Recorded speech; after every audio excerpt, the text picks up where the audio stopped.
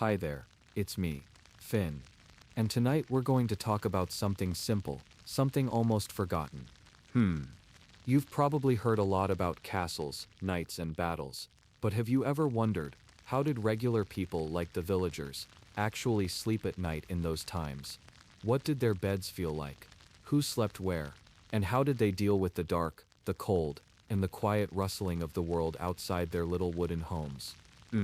You might be surprised. People didn't always sleep the way we do today, and the night was a very different kind of world. Let's start by subscribing.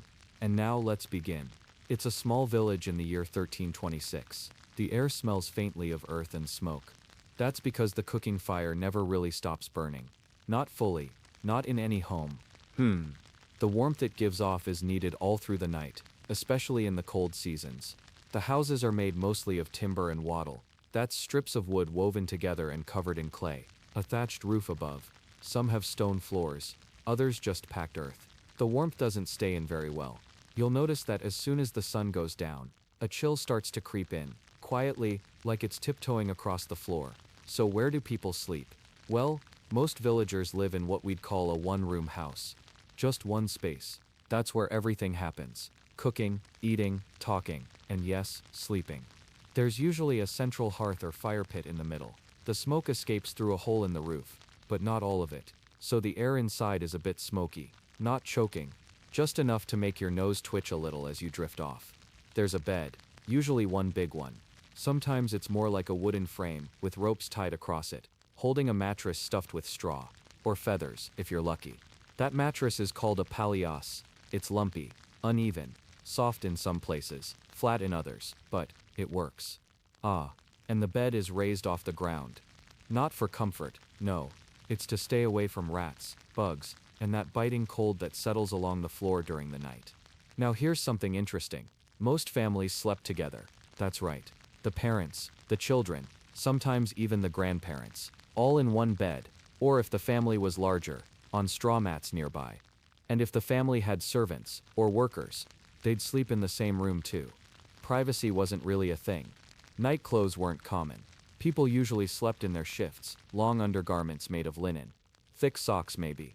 Or if it was really cold, they might sleep in all their clothes. It wasn't about comfort, it was about not freezing. Now, let's talk about the dark. You see, there was no electricity, no streetlights, no glowing clocks or buzzing screens. When the sun went down, the village became very still. Only the moonlight, and maybe a small candle or two, lit the space inside the house. Candles were expensive though. So many folks just used the firelight. Flickering, slow, like a sleepy breath. Do you want to hear something curious? People didn't sleep in one big stretch like we do today. Nope, in many places, they had what's called first sleep and second sleep. The first sleep would begin not long after the sun went down, maybe around 8 or 9 at night. They'd sleep for a few hours, wake up around midnight or so, and spend an hour or two, just being. Some prayed, some whispered, some even visited neighbors. And then, they'd go back to bed. Second sleep would carry them through until dawn. Isn't that odd? But somehow, it also makes sense. The night was long, too long for just one stretch of sleep. Outside, the village is quiet. Except, there's a dog barking far off in the distance. A fox maybe, prowling near the hens. Most animals sleep in pens nearby, or even inside the home itself. Yes, that's right. Chickens under the bench. A goat tied to a post. Their warmth, their breath, adds to the sense of life. And the sounds. They're not what you'd think. No cars, no engines. Just wind, the creak of wood, the shifting of someone nearby. A slow sigh. Imagine lying in that big wooden bed, pressed close to your siblings, a faint scratch of straw poking through the sheet, the fire casting soft golden shapes on the wall. You can hear someone breathing. Someone's foot moves slightly. Someone's dreaming. You're not sure who. The roof leaks a little in one corner. Drip, drip, onto a clay pot someone placed there days ago. You remember hearing it last night too. You hope it doesn't get worse. But, you're warm enough, for now. Sometimes people told stories before sleep, or hummed little songs. Not lullabies exactly, just old tunes passed down.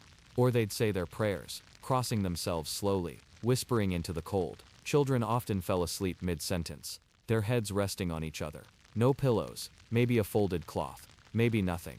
And dreams, well, They believed dreams could mean something, a message, a warning, or just, the mind's way of wandering through the stars. And then there were the nights that weren't so calm. Storms, wolves, sickness, the fire dying out too soon, a cough in the dark that didn't stop, footsteps, crunching just outside. But those are quiet fears. We won't stay on them too long. Tonight, we're thinking of the soft things, the familiar warmth of a shared blanket, the little shuffling sounds of sleep all around you. Did you know some people even slept sitting up? Especially elders, or those who believed lying flat was too close to death. They'd rest propped on sacks, or lean against a wall. And in wealthier homes, feather beds, curtains, sometimes even a little wooden room within the room called a bed closet. But in the village, a bed was just what you had. One last thought before we drift further. They didn't see night as something to conquer, just something to be inside of. A time to rest, think, breathe. A space between one day and the next. So let's stay here for a while. In the quiet, in the calm, inside the soft breath of night, in a little wooden house, with the fire burning low. Tomorrow there will be work, the fields, the animals. But for now, just sleep. When the fire's still glowing, just barely now, soft orange coals tucked into the ash like embers of a fading star. Someone rolls over beside you. The floor creaks a little. Maybe it's the father, waking early, or just shifting in his sleep. It's sometime between the first and second sleep, that quiet, strange middle of the night space. A time that doesn't really exist anymore in our world. In the village, it's still dark outside. But inside, someone might stir a pot, add a log to the hearth, or whisper a soft morning prayer into the stillness. It's not yet time to rise, but it's not quite the deepest part of sleep either. This is the breath between. You'd be surprised how many things happened during these in-between hours. Some people sat quietly by the fire. Others may have stepped outside, quietly, careful not to wake the animals or creak the door too loudly. The moon might be up, silver and cold. The air brisk, sharp enough to wake you for a moment, and send you back under the covers again with a sigh. If someone had to relieve themselves, they used a chamber pot, kept in a corner, usually hidden behind a stool or a cloth curtain. It was emptied in the morning. No plumbing, of course. No pipes. Just the simplicity of what had to be done. And once in a while, someone might have a bad dream. A soft moan. A hand reaching out. Someone murmuring in their sleep. They believed dreams could be messages. So, if it was troubling, they might whisper it to their spouse, or to the sky, just to let it go. Now, the baby stirs. If there's a child in the house, young enough to need milk, they might cry softly, just a little sound. A mother reaches out without opening her eyes, holds the child close, skin to skin, and hums something ancient, almost wordless, like breath turned into melody. The child settles. Then, everyone sinks again, into that second sleep. And this sleep is different. It's deeper. It has weight. It carries the body into the thickest part of the night. The fire by now has faded to almost nothing, just a reddish glow. The air is cooler. You curl up tighter. You might not dream this time. You might just float. And what about in winter? Yes, let's talk about that. In winter, things are harder. Much harder. The wind whistles through the cracks in the walls. The cold wraps itself around every edge. People sleep in layers. Wool, linen, old cloaks reused as blankets. Some even wear hats to bed. Knitted caps, pulled tight. Fingers stay tucked in sleeves. Toes curl into each other. Sometimes, stones were heated in the fire, then wrapped in cloth and placed in the bed. They stayed warm for a while. Not for long, but long enough to help you fall asleep. And still, they found peace. The stars outside blinked gently. No pollution. No harsh city light. Just the deep velvet sky, dotted with tiny flames. The villagers didn't look at stars for fun. They looked at them to tell time, to measure seasons. And sometimes, just to wonder. Now let's go deeper into the homes. There's the thatcher. He builds and repairs the roofs. He's got sore hands, rough palms from all that straw and twine. He sleeps with his back to the wall, knees bent, his wife beside him, 3 children curled up at their feet like cats. The blacksmith lives near the edge of the village. His hands are cracked and burned. Even at night you can smell iron on him. His sleep is heavy, still. He doesn't wake easily. The sound of his breath is like a slow wind in a cave. In the center of town, an old widow lives alone. Her room is small, just a cot, a shelf with a cup and bowl, a tiny icon of the Virgin Mary. She sleeps with a cross in her hands, wrapped in wool, her silver hair braided down her back. The baker, he sleeps lightly. He must wake before dawn. Even in his sleep, he hears the grain shifting in sacks. His dreams smell of flour. In some houses, people don't even have beds, just straw. A big pile of it, swept into a corner, covered with old sacks or cloth. They sleep wherever there's room. And yet, they sleep. Because rest is not about comfort, it's about survival. And it's also about rhythm. Life was slower. There were no alarms, no buzzing reminders. People woke with the sky. They rested with the dark. And in those hours of sleep, they found silence that we can hardly imagine now. Can you picture it? The thick wood beams above you, the smell of ash and wool, the quiet hum of the world just breathing. A dog sighs in its sleep near the door. The hens shuffle slightly beneath the bench, and the wind outside whispers soft things against the thatch. Oh, and remember how we talked about second sleep? Well, when it ended, the world woke gently, not suddenly, no loud beeping, just the light shifting. A rooster crowing in the distance. A horse shaking off the frost from its mane. Someone stirs the ashes and adds a stick of wood. You hear it catch, soft crackling, like a whisper of warmth. Then someone sits up, rubs their eyes, pulls on boots stiff with cold. Maybe they say, "Thanks be to God." Maybe they just grunt softly. Another day begins. But for now, let's stay in the bed a little longer. The straw rustles quietly as you turn your head. There's something soothing about the closeness. All these bodies, all this shared breath. In our time we sleep alone, or with distance.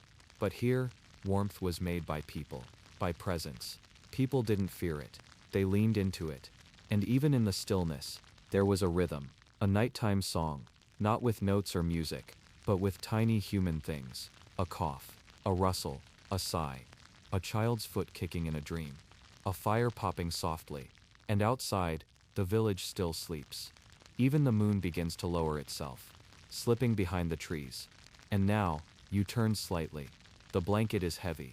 The air is sharp against your nose, but it's okay. Your body is warm. You tuck your hand beneath the straw.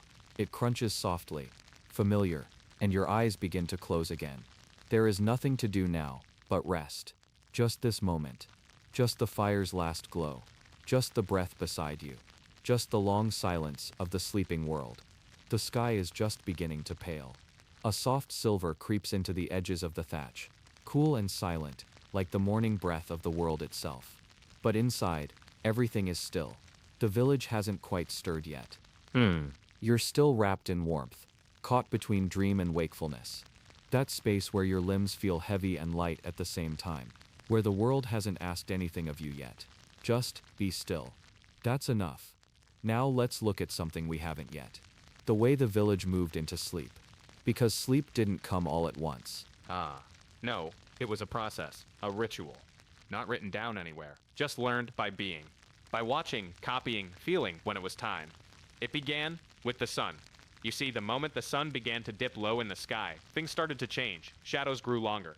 Animals grew quieter. People lowered their voices. Even the wind seemed to change. Inside the homes, someone would stir the pot one last time. Someone else would bring in the last of the firewood. The children, already beginning to yawn, would huddle closer to their mothers. And candles? Candles weren't used freely. They were expensive, made from beeswax if you were lucky. Tallow if not. Smoky, smelly things that left trails of grease on wood. So most villagers didn't light them for long. Just a little while. Just enough. They didn't stay up late. Not unless there was reason. Not unless someone was ill, or giving birth, or dying. And so most nights, they moved with the dark. Now, look at the old woman again. The widow. She closes her shutters softly. The sky outside is turning pink, but she doesn't look long. She clasps her hands, whispers a prayer in Latin, though she doesn't know the words. Only the sound, the rhythm. She's said it since she was a child. Then she folds her blanket once, twice, and climbs beneath it like she's entering a boat. The fire gives one last flicker, then settles. Nearby, the cobbler finishes stitching one final boot. The leather creaks softly in his hands. He puts it down, rubs his fingers, blows on them, then places his tools in their pouch. Slow, careful, each item in its place. That too is part of sleep. Preparing, letting go. The chickens rustle beneath the bench. They know the day is done. And even the children, rowdy, full of nonsense, begin to quiet. A mother might hum, or tell a little story, not to excite, no, just a soft one, about a fox in the woods, or a saint who gave bread to the poor. Something gentle. Sleep wasn't something they fought. It was something they welcomed. They didn't chase rest. They received it. Now, what about beds? Not everyone had them. We spoke of this, but let's walk into one again. Picture a wooden frame, raised off the ground just a little, covered in a straw mattress, lumpy, uneven. On top of that, old cloths, wool blankets, even fur if you were lucky. Sometimes a board at the bottom kept your feet from sliding off. Not comfortable by our standards. But it worked. If you were poor, you slept on the floor, or on benches, or curled up near the fire. Sometimes they used bedfellows. Not romantic necessarily, just practical. 2 brothers might sleep back to back. 3 sisters under one blanket. Neighbors even if the house was crowded during winter or plague. Warmth mattered more than space. Now, you turn slightly. The sound of your breath is steady. A bit slower now. Still wrapped in the night. Outside the animals settle in too. Cows lie down in their stalls. The horse paws the hay once, then stills. Even the pigs quiet down. And the village becomes almost invisible. Just a part of the earth again. Just darkness and breath. And the soft promise of morning. And still, something inside you knows. You are safe here. The world is simple. The night is long. And rest is welcome. The morning light filters softly through the cracks in the wooden walls, painting gentle stripes across the worn floor. The village is stirring again, but slowly, quietly, like a gentle sigh from the earth itself. You feel the weight of the day still resting on your shoulders, but the memories of the night linger softly like a whisper.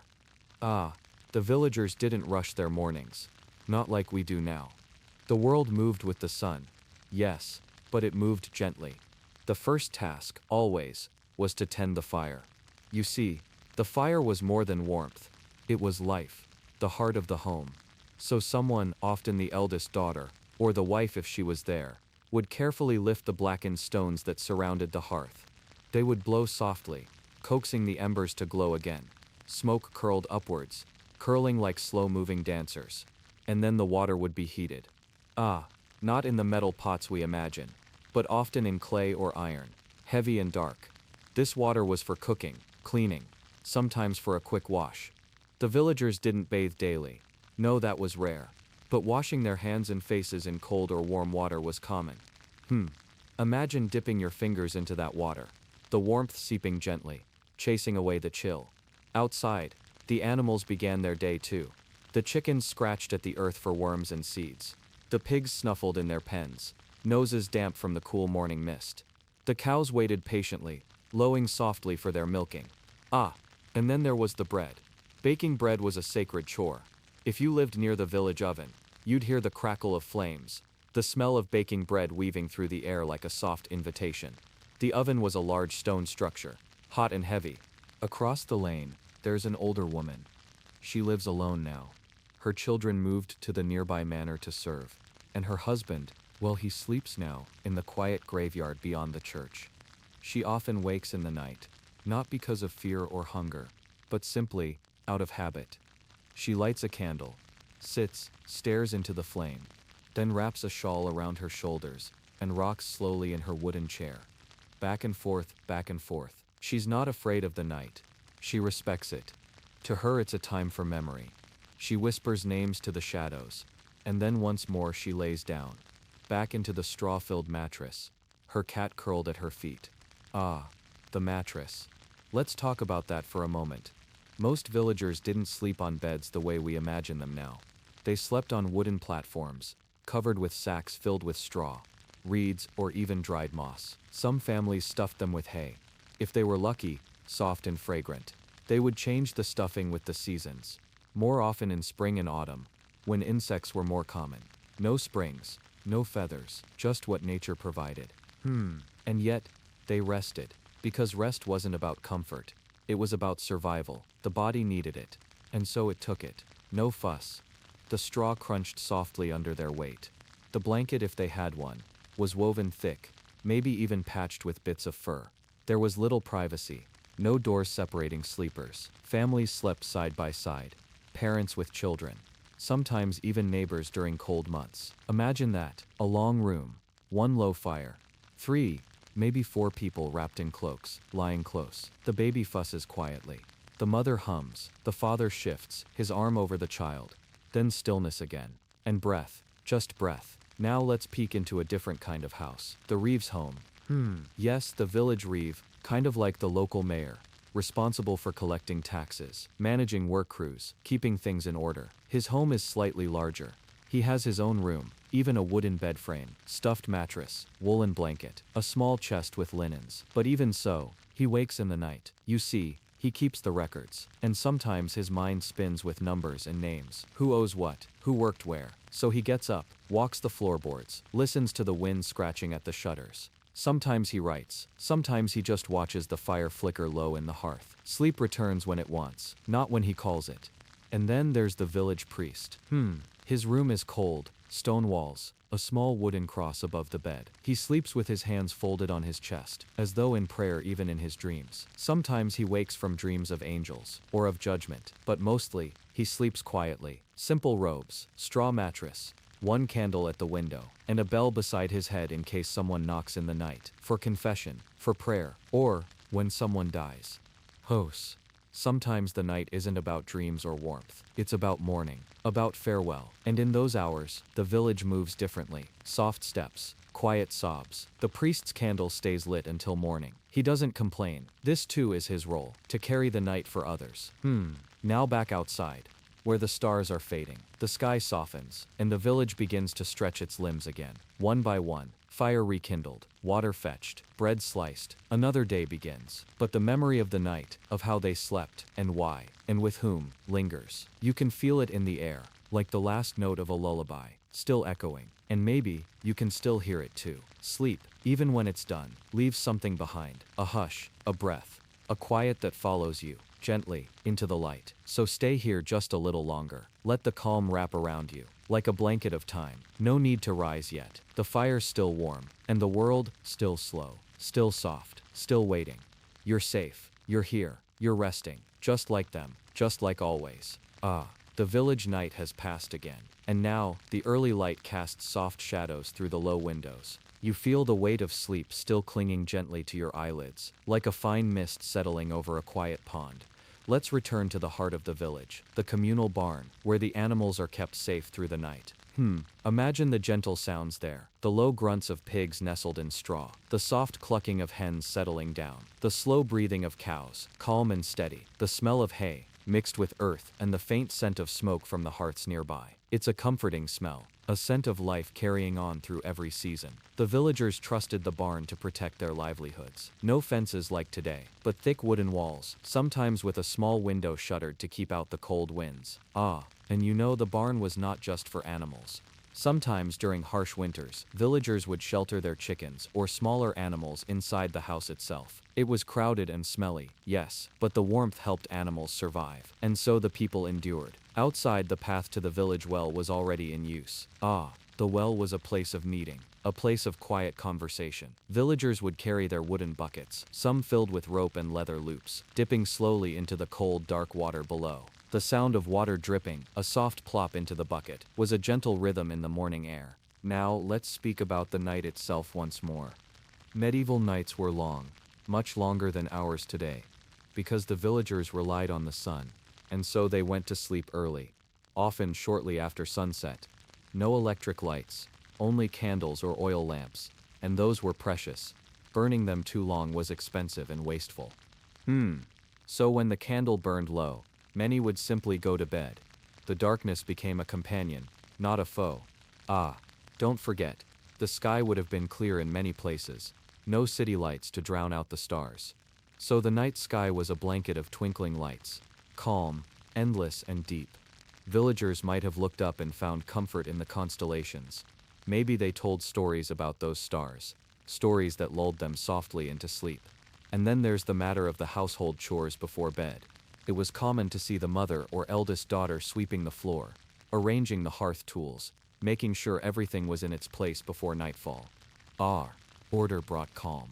A place for everything. A hearth swept clean. Buckets filled with water for washing. Wood stacked neatly for morning fires. These small acts, repetitive and gentle, were part of the ritual that prepared the family for rest. And what of the sounds at night? Well, the village was never truly silent. There was always the soft rustling of leaves, the distant call of an owl, the whisper of wind through the trees. Sometimes a dog barked once or twice, but these sounds were soft, natural, and often soothing. Do you ever think about how quiet life must have been? No engines roaring, no buzzing lights, just nature and simple human life. It's a peaceful picture, and it helped the villagers sleep. Yes, they had to wake early and work hard, but they also had the gift of quiet nights, a time to rest deeply. So now as you listen to this calm voice, you might feel that same peace settling over you. Your shoulders relax, your breath slows, your mind drifts gently, like a leaf on a quiet stream. And if you're still awake, remember, the villagers slept in darkness, in the rhythm of nature. They rested with the stars above, and the soft firelight beside them. And now here you are sharing that same calm. It's almost like time folds back. And for these moments, you are there with them. Good. Let yourself sink into this calm. The night is yours. The village watches quietly. Sleep will come soon. Just wait and breathe. By now the sky has turned velvet again. The sun, long gone. The fire in the hearth flickers, casting golden light on the low wooden beams above. The village is readying itself for another night. And so are we. Let's slip gently back into that world. Earlier in the day, the village baker had risen before anyone else. He worked in the dark, shaping loaves of rye and barley into simple, solid forms. Now, the last warmth from his oven has faded. He lies flat on a rough mattress stuffed with old straw, wrapped in a single thick wool blanket. His hands still smell faintly of flour. He sighs deeply once, then sinks into a still, steady sleep. The sleep of someone who labored hard, who asked little of the world except the chance to rest. In another cottage, a woman sits with her sewing. The thread gleams a little in the firelight as she finishes repairing her child's tunic. She yawns, rubs her eyes, and sets her needle aside. Then she folds the tunic and places it beside the sleeping child. No fuss, no bedtime story, only a soft whisper. Sleep well, my little one. Let's go outside now. Quietly, out into the damp, moonless air. The night feels close here, wrapped around the village like a soft black cloak. Some nights, fog settles in, thick and low. It creeps around the doorways and slinks over the grass. You'd think it might be frightening, but not here. Here, it's familiar.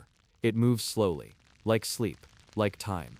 Now let's listen to the silence. Not the complete silence of nothingness, but the breathing silence of life at rest.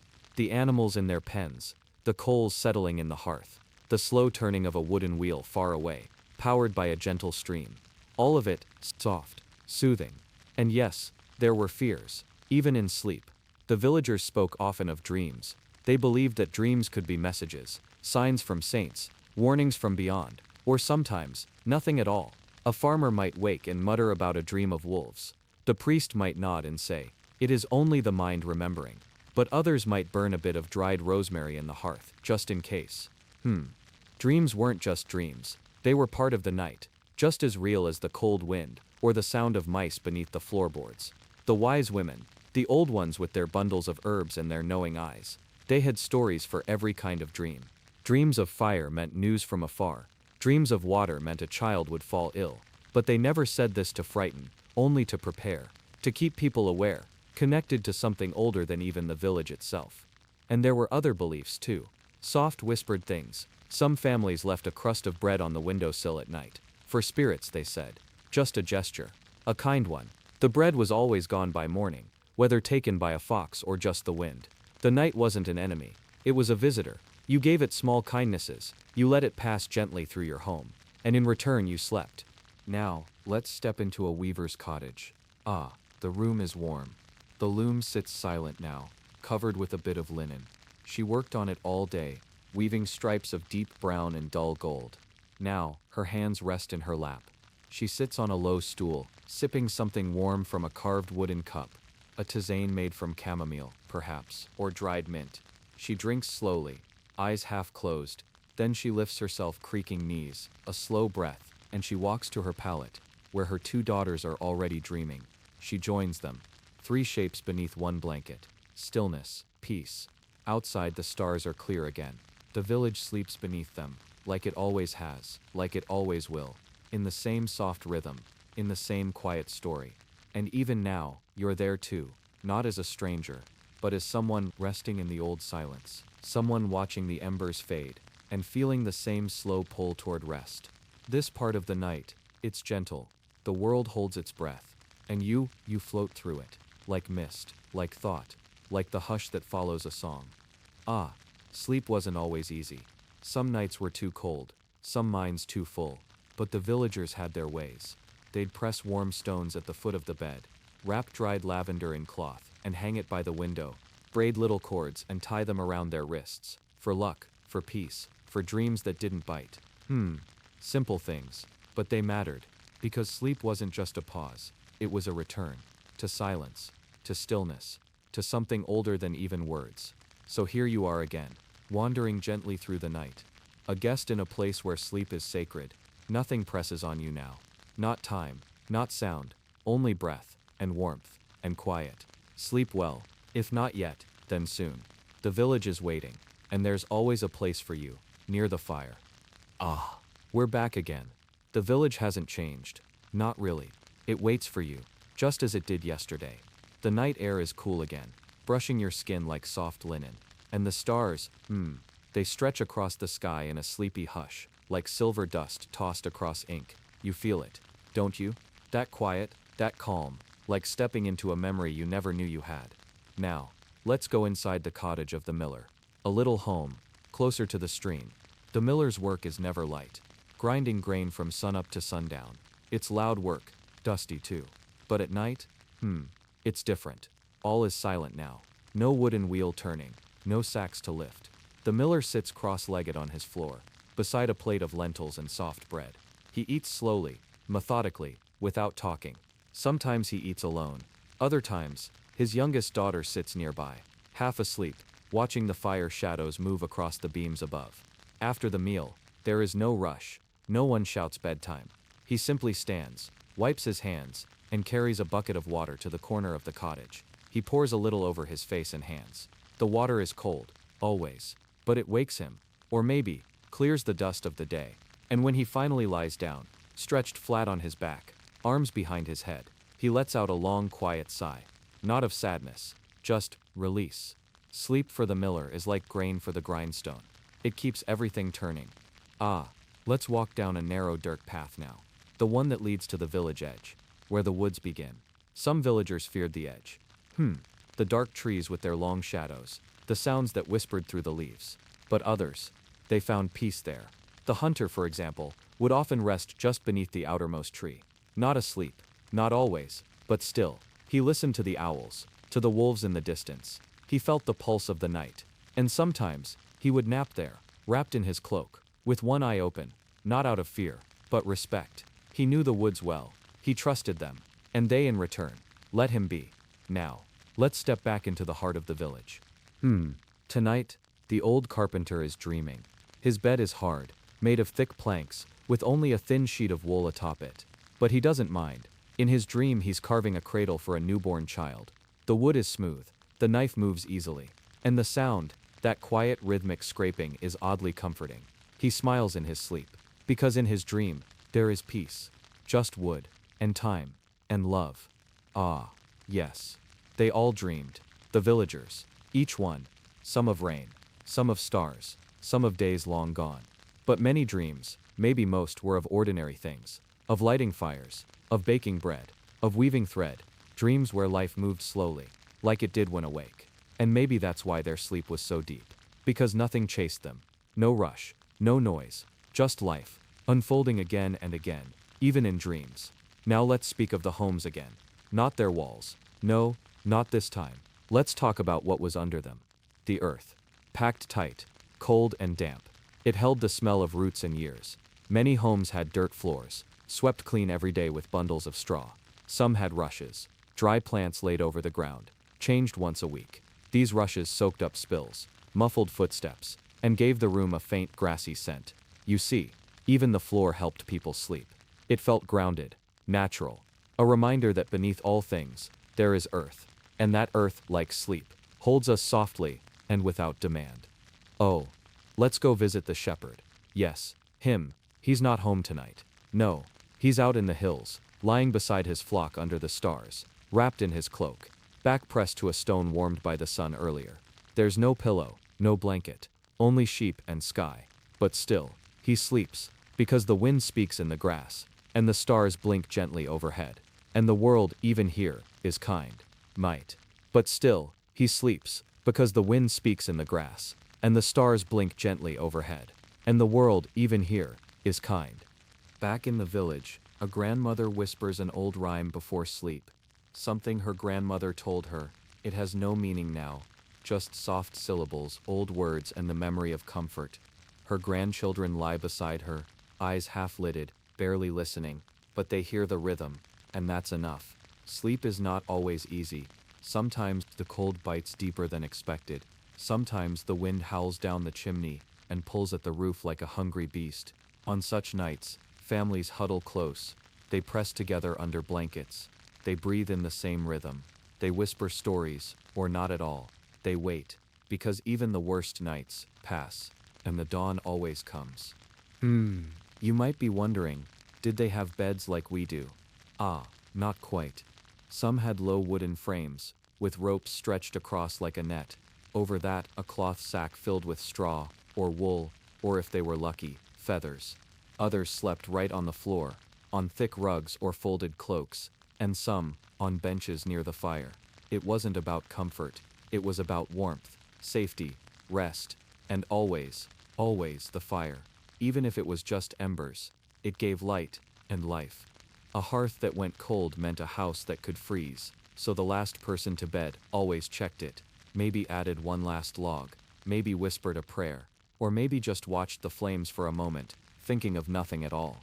Then, they'd sleep, just like the rest. So here you are now, wandering again through this night.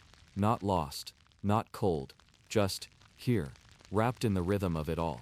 You've heard the owl, you've seen the stars, you've walked the rushes and dirt floors, you've felt the warmth of the fire, and you've listened to dreams that echo through centuries. They're not loud dreams, not strange, just like a lullaby hummed in a voice you somehow remember. Sleep now, or listen a little longer. The night is long, the village is still, and you are part of it now, wrapped in wool, held in hush, breathed into the old slow rhythm of sleep. Ah, we're back again, aren't we? The village hasn't stirred, not even once. Its breath is the same as yours now, slow, quiet, thoughtful. It's the kind of silence that feels heavy, but in the best way, like a thick wool blanket on a winter night, just enough weight to keep you safe. Now, let's walk quietly. Yes, right past the well, past the shuttered bakery. Let's head to the home of a woman known as Anwen. She's older now, not ancient, but her hair's turning silver, and her knees bend a little slower. Ah, but her spirit, still sharp, still kind. Tonight Anwen has stayed up just a bit longer than most. She's watching the flame in her lantern sway gently as it burns down. The wick is nearly gone, the oil almost spent, but still, she waits. She's thinking of her son, far away now, off helping a cousin in another village, and she thinks of the letter he'll send, even though she can't read. She'll take it to the priest, of course, and ask him to read it aloud. But tonight, she imagines the words. She smiles, even though no one is watching. And then she stands, and lies back on her cot with the faintest creak, the wool blanket over her shoulders, a small carved charm in her palm. And just like that, she's gone into the night's soft tide. Elsewhere in the village, an apprentice is still awake. He's a boy, maybe 12. He sleeps in the workshop, not in a bedroom, not even on a bed, just tucked behind the wooden barrels where tools are kept. He's not uncomfortable though. No. To him this space is magic. It smells like cedar and ash and candle wax. He pulls his little blanket up to his chin, and looks up at the beams above. And he imagines a castle, a ship, a dragon curled around a tower. He dreams before sleep even comes. And when it finally does, it's soft, immediate, like ink spilled in water. Let's step outside again. Let's find that old oak near the church. Ah, there it is. Strong and wide. older than most of the buildings here, older than many names. At its base is a bench made from 2 flat stones and a plank. People sit here during the day to talk, to rest. But at night it belongs to the stars. And the stars do come clear and bold. Pinpricks of ancient fire. They shimmer through the thin clouds. And those few villagers who do wake in the night, to stir the fire, or check a noise, sometimes stop at their door just to look up, for a moment, for nothing, and everything. And then, back inside, back to warmth, back to sleep. Ah, and let's not forget, the way some of them believed the night listened. Yes, not as a god, not quite, but as something alive, something that noticed kindness, or cruelty. So the villagers spoke gently after dark, not out of fear, but out of respect. They'd whisper thanks when the fire caught well, or offer a soft prayer, as they climbed into bed. Some left a bowl of water near the door, for the night to drink, they said. Whether or not it ever did, no one knew. But the bowl was always empty by morning. Now let's visit a cottage you haven't seen before. A small one, almost hidden between 2 barns. The woman here is a midwife.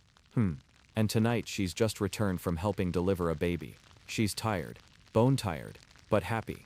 There's still blood on her sleeves and herbs in her pouch. She doesn't bother changing. She just wipes her hands, kicks off her boots, and falls into a pile of old quilts. She breathes out, once, and sleeps. So deep, so still, the stars might pause to watch her. Inside her cottage is a small window with thick glass, wavy and hand-blown. Through it the moonlight falls across the wooden floor like milk, and the air, cool, quiet, almost sacred, as if even the wind knows not to disturb her now. Come then. Some villagers believed in first sleep and second sleep. Did you know that? Ah, it's true. They would often wake in the middle of the night, not from stress, not from nightmares, just because. It was normal, expected. They might tend the fire, say a prayer, or talk softly with their family, and then, they'd drift into second sleep, like a gentle curtain falling twice. Sleep wasn't rushed. It came and went like the tide, and no one feared it. Even the priest, yes, let's talk about him. He slept alone, not out of choice, but because that was his place. He had a small cot in a stone room behind the chapel, a single candle by his bed, a carved cross above his head. Each night he whispered psalms, not loudly, just enough for the walls to hear, and when he slept, his dreams were quiet, like the turning of pages, like the soft rustle of old linen robes. Now, let's visit the animals. They slept too. The cows lying on thick straw, their big sides rising and falling like bellows. The pigs tucked in a corner, grunting gently.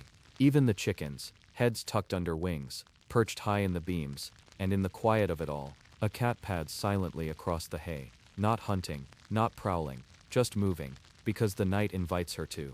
Aw, let's go back, now, back to a small family.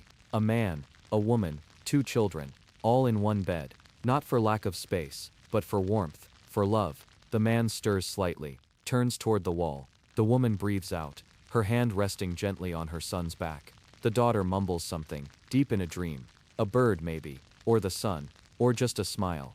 They don't speak, but the room is full of feeling, and peace, and the slow steady song of rest. And you're still here, still walking softly among them, still listening to the hush of long-forgotten evenings. You see, sleep in the Middle Ages wasn't perfect. It wasn't always warm, or dry, but it was real, and shared, and simple, and sometimes that made it beautiful. There were no clocks ticking loudly, no glowing screens, just firelight, breath, and silence. Sleep came not as a command, but as a gift, a soft fall into the earth's slow rhythm. You're part of that now, not as an outsider, but as one of them. You've walked the dirt paths, heard the lullabies, watched the fire's last flicker, and now you lie beneath that same wooden beam, breathing with the village, resting with the night, waiting for nothing except dreams, and perhaps sleep itself. Soft, slow, complete, just like it used to be, and just like it still can be. The fire is softer now, just a faint orange glow tucked deep inside the ash. Outside, the mist has come, not fog exactly, something quieter, gentler, like the night itself has taken a deep breath and is exhaling across the fields. You can hear it, not with your ears, maybe, but with your shoulders, your heartbeat. It's like the village is humming a lullaby to itself. Now, let's walk again. Your footsteps are light, even the gravel doesn't crunch. You pass by a low stone wall, patched with moss and time. Beyond it, The sheep are lying still. Not a sound, not a bleat, just tiny clouds rising from their woolly sides as they breathe. And above them, the moon, high and full, watching without judging, just being. Let's turn toward the eastern path. Do you see it? Yes, the one lined with willow trees. Their branches sway, like hair combed by invisible hands. Down this way lives the candle maker. His name is Elric. He's young, no wife yet, no children, just wax wicks, and stories. Tonight he's already asleep, but the smell of his work still lingers. A little beeswax, a little smoke, a little lavender from the herb bundles he hangs to dry above his bed. His room is very small. Only one stool, one shelf, one simple bed made from old planks and a straw-filled sack, but it's enough. And as he sleeps, he dreams of light. Tiny flames dancing in slow circles. Not dangerous, not wild, just warm, like little suns. In another part of the village, near the mill, a widow named Sarah lies awake, not anxious, just thinking. She's lived many years, and has many memories. Her house is quiet, no footsteps, no voices, but her mind is not empty. She remembers her husband's voice. She remembers the way the cat used to jump onto the windowsill. And she remembers her mother's hands, long ago tucking her into a bed made of pine and wool. She pulls her own quilt tighter, listens to the wind, tap gently on the shutters. And finally, after a long breath, she closes her eyes. Her dreams will be sweet tonight. Let's step into the fields now. Yes, even at night, they're not empty. The wheat rustles just slightly.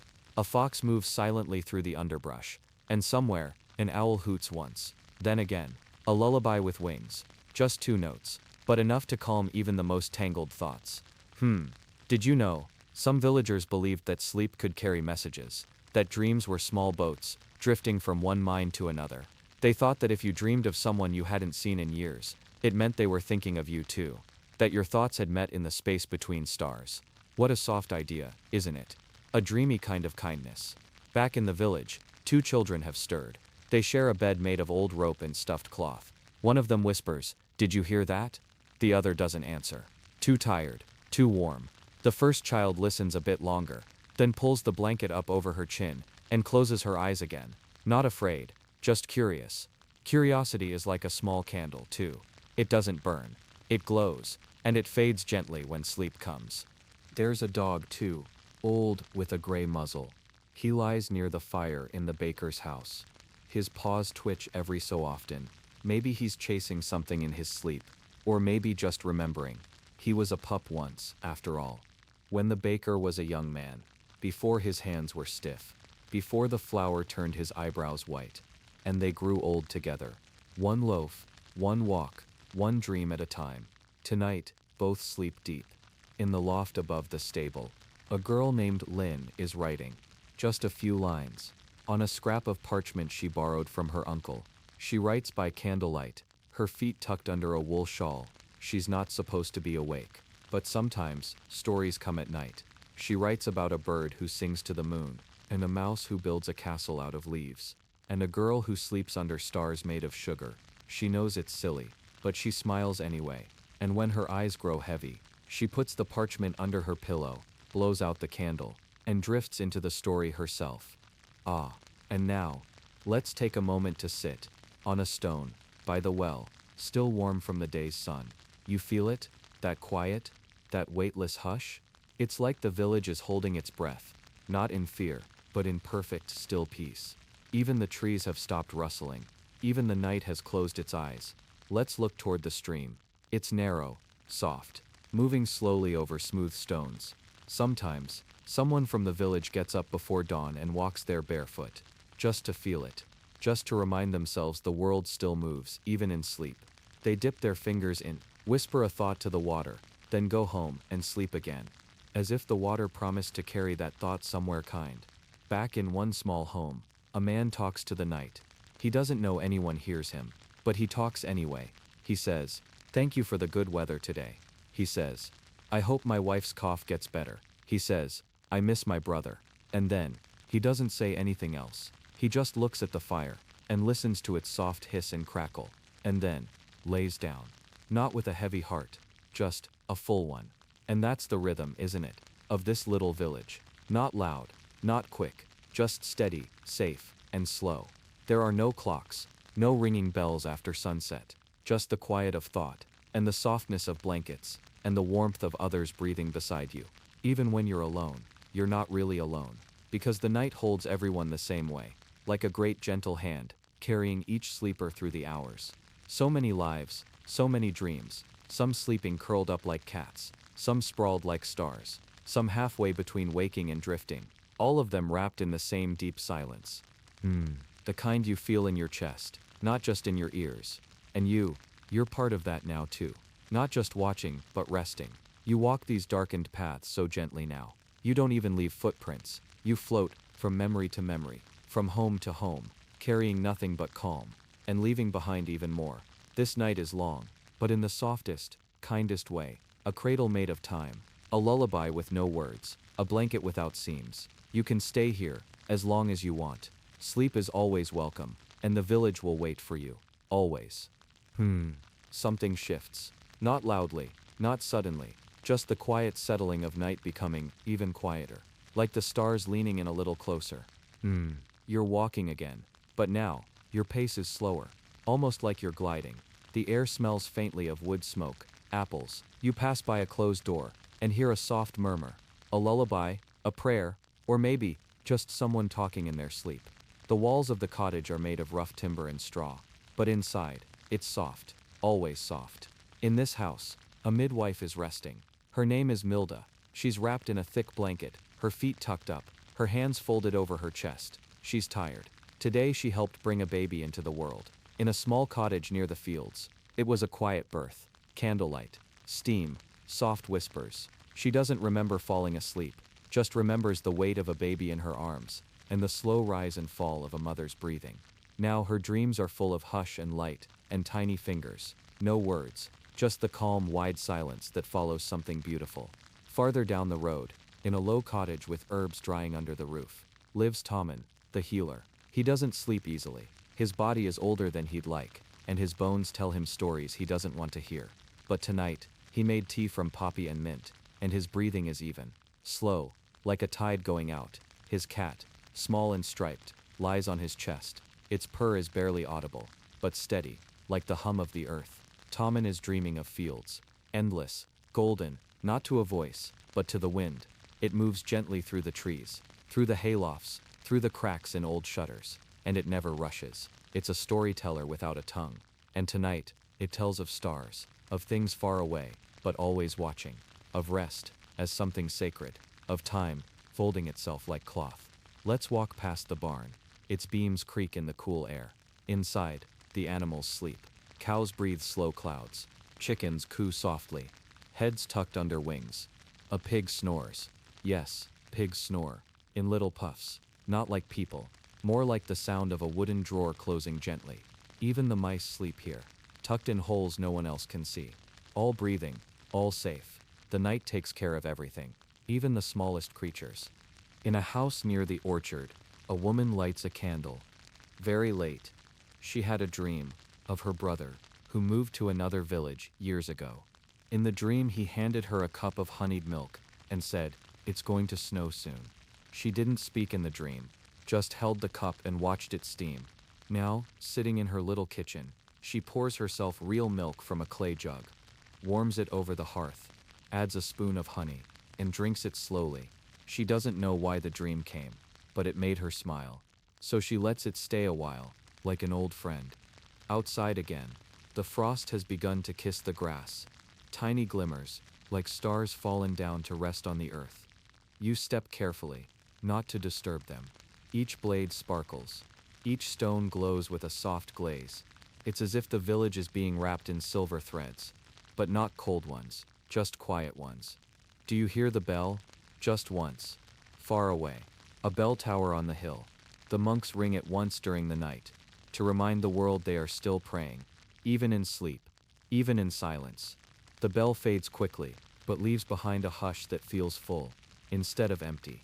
At the edge of the village lives an old carpenter. His hands are strong, but his eyes are failing. He dreams tonight of wood, not the kind he works with, but the forest itself, tall, green, still. In the dream, he walks barefoot on moss. He hears birds, even though there are none. And he builds nothing, just walks, with no end. And that's enough. He smiles in his sleep. His hand twitches, as if carving something invisible. Let's walk a little further now. To the stream again. It's wider here, deeper, and by the edge lies a boy, wrapped in a cloak. His name is Bera. He couldn't sleep inside. Too many thoughts. So he came to listen. The water speaks to him. He doesn't hear words, but he feels meaning. The way you feel warmth from a fire, or peace from a song. He'll fall asleep here, soon wrapped in stars and sound. His father will find him at dawn and carry him home. But for now, the stream sings to him, and he listens. You notice something now, not with your eyes, but inside. This whole village breathes in rhythm. Even its dreams seem to hum the same soft tune. There's no rush here, no loudness. Even the clocks, if they had any, would tick in whispers. Time itself walks slower here, barefoot. In a house lit only by moonlight, a couple sleeps side by side. Their hands, old and spotted, are curled together like vines. They've slept beside each other for more than 40 winters. And tonight is no different. He breathes in, she breathes out, like a song with two notes. And as the moon climbs higher, a breeze slips through the open window. They don't stir, but a smile forms on his face, and she lets out the softest sigh. Not from worry, just from knowing she is safe. Again, still, always. The chimney smoke is all gone now. The fires are just embers, but no one is cold. Wool and straw, and the thick weight of rest. They keep everyone warm. Even the floorboards seem to relax. Even the stone walls lean inward, like they too are dozing.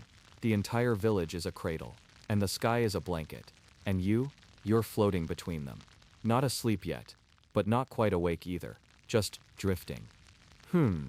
Even dreams feel slower here. They don't jump, they don't startle. They unfold like paper lanterns in water. A farmer dreams of his oxen dancing in boots. A seamstress dreams of sewing stars into a giant sky quilt. A young girl dreams of bread that laughs when you slice it. No rules, no fear. Just kindness in strange forms. Dreams that heal, not confuse. Dreams that hold you instead of running ahead. Let's sit again, this time on a bench near the chapel. It's cool, but not uncomfortable. The wood creaks a little as you sit. You feel the grain under your hand. Smooth in places, rough in others, like time made visible. Across from you, an old lamp hangs, still burning. Faintly, but burning. The wick is short, but it gives just enough light to see your breath in the air, and the quiet smile on your face. This is what sleep should feel like this bench, this light, this moment. Enough, not more than needed. Just enough. And you realize something. No one here is chasing sleep. No one is fighting it. They've made peace with the night. It's not something to fear, or fill with noise. It's something to welcome, like a guest who always brings soft gifts. Silence, warmth, and time to think slowly. So let's stay here a little longer. Not moving, just breathing, feeling, listening. The village sleeps. The wind watches. And you float gently between breath and memory. Exactly where you need to be. The wind has shifted a little. It's still gentle, but it carries a new smell. Something faint, like crushed leaves, and old wool drying in the sun. You're still walking through the same quiet village. Still wrapped in night. But tonight we're going even deeper. Past what's seen. Into the things felt. The quiet things. You step carefully now, past the corner where old Jorgen usually smokes his pipe. He's asleep tonight. Finally. He always says it takes him hours to drift off. Says his thoughts keep knocking on his eyelids. Like children wanting to play. But not tonight. Tonight Jorgen sleeps soundly. His dog curled near the hearth has one ear up. Just in case. And the fire is low, but steady. You can almost hear it cracking softly. Telling no one in particular that it still has something left to give. You walk past the fence made of twisted branches, where someone's laundry still hangs. Frozen now. Stiff like paper. Shirts like flags. Socks like dolls' legs. They'll be taken down tomorrow. Folded, warmed near the fire. But for now they sway gently in the breeze. Like quiet ghosts. Peaceful ones. Tonight the sky feels heavier. Not in a sad way. Just fuller. Like it's holding something for everyone below. Stories. Secrets. Maybe even dreams themselves. You pause and look up. There are no clouds now. Just stars. So many they almost blur together. And for a second, you feel like you're standing under a giant bowl of glittering flour. Soft. Scattered. And endless. Down a winding path near the mill, There's a cottage with ivy-covered windows. Inside, a woman is humming, but not awake. No, she hums in her sleep. A tune passed down from her grandmother. It's not a song anyone knows anymore, just a few slow notes, but somehow it feels like home, even to the mice living under the floorboards. Even to you. Let's peek inside. The walls are warm with candlelight, but there's no flame burning, only memory. Old beeswax left a scent, old voices left a presence, even silence. In here feels like it has a story. You step into the dream gently, because the floorboards remember every footstep ever taken. She sleeps on a straw mattress layered with blankets, the topmost one stitched with patterns that tell stories. Her family, her fields, a lost dog, and once, a comet. Her feet poke out from the covers. Wool socks. Mismatched, but not by accident. One was made by her sister, the other by a friend long gone. Together they warm her better than any fire could. In her dream, she walks through a market made entirely of books. She can't read them. She just touches the covers, and they hum, each one a little different. She's smiling in her sleep.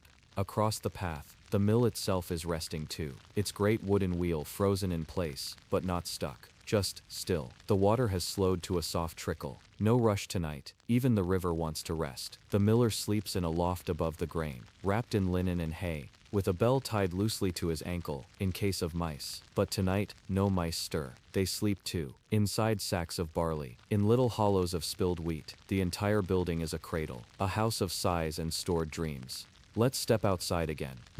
The moon has moved, just a little. It now rests above the village square, making the cobblestones glow like fish scales. You walk slower here, not because you're tired, but because the world asks you to. The night is thick with memories, the kind you don't need to understand, just feel. In the village square stands an old well, stone-rimmed, rope coiled. Tonight, a bucket hangs halfway down, forgotten, left there by a boy who meant to fetch water, but chased a beetle instead. That was hours ago. Now the bucket swings gently, not lonely, just waiting. The water below is still, reflecting the stars so clearly, you almost believe the sky fell in. You hear a door creak, softly. A shape steps out. It's an older woman, wrapped in a shawl. She doesn't look afraid of the night. In fact, she seems to know it well. She kneels by the well, whispers something, maybe to the water, maybe to the stars, then goes back inside. She leaves the door open just a little, just wide enough for the night to peek in. Some doors. There's a barn behind the baker's house. It smells like hay, flour, and horses, but tonight, it smells even softer, like something warm and slow. Inside, a farmhand sleeps against a haystack. He came here after stoking the bakery ovens for the next morning. His hands are coated in flour. He forgot to brush it off. Now it clings to his face like chalk kisses. He dreams of rivers made of milk, and boats shaped like loaves, and ducks that quack in rhyme. He snores once, then sighs. The horses shift nearby, but do not stir. They know this rhythm. The bakery itself is quiet, but not asleep. Ovens glow faintly. Dough rises in baskets. The warmth is steady, patient, like a heartbeat beneath stone. Tomorrow the smell of bread will fill the air before dawn. But tonight is all hush and hush and hush. Even the yeast breathes softly. Even the flour rests. You walk now through a narrow lane lined with fences. Behind each a garden, winter gardens, sleeping soil. But deep beneath, seeds wait, not hurrying, not anxious. They know, spring will come, just not yet. In one garden someone left a candle in a jar. It's out now, but the wax is still warm. It smells of lavender and bees. Someone lit it for no reason, except maybe to say, even in the dark, there can be light. And then they went to bed, letting the candle burn itself to silence. Even the simplest acts feel sacred here. Let's return to the chapel now. Its doors are shut, but light seeps out, like breath through lips. Inside, a monk kneels, but not in prayer, just listening. His hands are folded, not tightly, just enough. He's not asking anything of the night, not begging, just being part of it. He'll sleep soon too, on a straw mat, wrapped in robes, dreaming not of heaven, but of fields, of bread, of bells that ring without hands. And now, you sit again, under a tree that remembers everything, even you, even before. Its roots hum softly, and you lean against it, eyes closed, not sleeping, just drifting, between breaths, between stories, between stars. The village breathes, the night watches, and all is well. Still here, are you? The night thanks you for staying, and so do I, Finn, always listening, always walking with you. Now then, where were we? Ah, yes, for Maine, but Sundafod. Lisbo, Tortank with you. Now then, where were we? Ah. You're still in the village. Still walking. but your feet barely make a sound anymore. Not because the ground is softer, but because the whole world feels slower, quieter. Even your thoughts feel hushed. It's nice, isn't it? To feel small, but safe. To not be in a hurry. To not have to do anything. You pass the small shed near the blacksmith's place. It's a tool shed now. But long ago, it was a chicken coop. And before that, it might have been something else entirely. Maybe a grain store. Or a storyteller's hut. You imagine a man sitting in there, telling tales by candlelight, while chickens listen in. Not clucking, just nodding. Maybe stories help them lay eggs faster. Who knows? Inside that tool shed now are things people forgot to remember. A pair of worn-out clogs, a ladle with a cracked handle, a bundle of wool that never became a sock, all just sitting, quietly, resting in their usefulness, even now, even though no one uses them. Things can be full of stories, even if they never speak. You stand there a while longer, not for a reason, just because. Out past the baker's lane, the trees grow thicker. A bit of woodland hugs the edge of the village. Not a forest, just a group of trees who grew up together. They don't speak much, but they lean on each other. They share the wind, and sometimes, they catch the moon in their branches. Tonight, they do just that. The moon rests on the highest branches, balanced like a bowl of cream. It doesn't spill, not even a drop. Among the trees, there's a small cottage. Stone walls, mossy roof, a chimney that always seems to be smoking, even in dreams. This is where the herbalist lives. She's asleep now, but not deep. Her sleep is like a cat on a windowsill. Soft, still listening, still aware. On her shelves are tiny jars, each with something special inside. Dried lavender, ground nettle, rosemary tied with ribbon, a scrap of bark with symbols drawn in ink. She doesn't label anything. She just knows. Tonight, she dreams of deer, walking through fog. Each deer carries a light in its antlers, not a flame, something softer, like the memory of sunlight. They walk past her and nod as if to say, yes, yes, the night is long, but it is kind. She wakes a little, smiles, then slips back into the dream. Let's not wake her. You follow a trail of herbs growing wild. They brush your legs as you walk. Mint, thyme, a sleepy kind of lavender, with petals curled inward. They don't need tending. They just need time. Some things in life are like that. They grow best when left alone. You breathe in deeply, and for a second, you can taste the air. It tastes like summer remembered in winter. There's a bench near the water trough, made from an old door. Its wood still remembers the creak of hinges, the soft thump when it used to close behind someone. Now, it just offers rest. You sit, and the wood welcomes you. Not warmly, not coldly, just comfortably. Like an old friend who doesn't need to talk. The trough beside you reflects the stars. Not perfectly, but enough. Farther down the path is a house with a wind chime made of bones. Not creepy, just practical. Old soup bones, hung with twine, left to dance in the breeze. They don't make noise unless the wind really tries. Tonight it tries just enough. Tink, tink. A sound like distant shells tapping each other on a beach no one's walked in years. Inside, a child sleeps.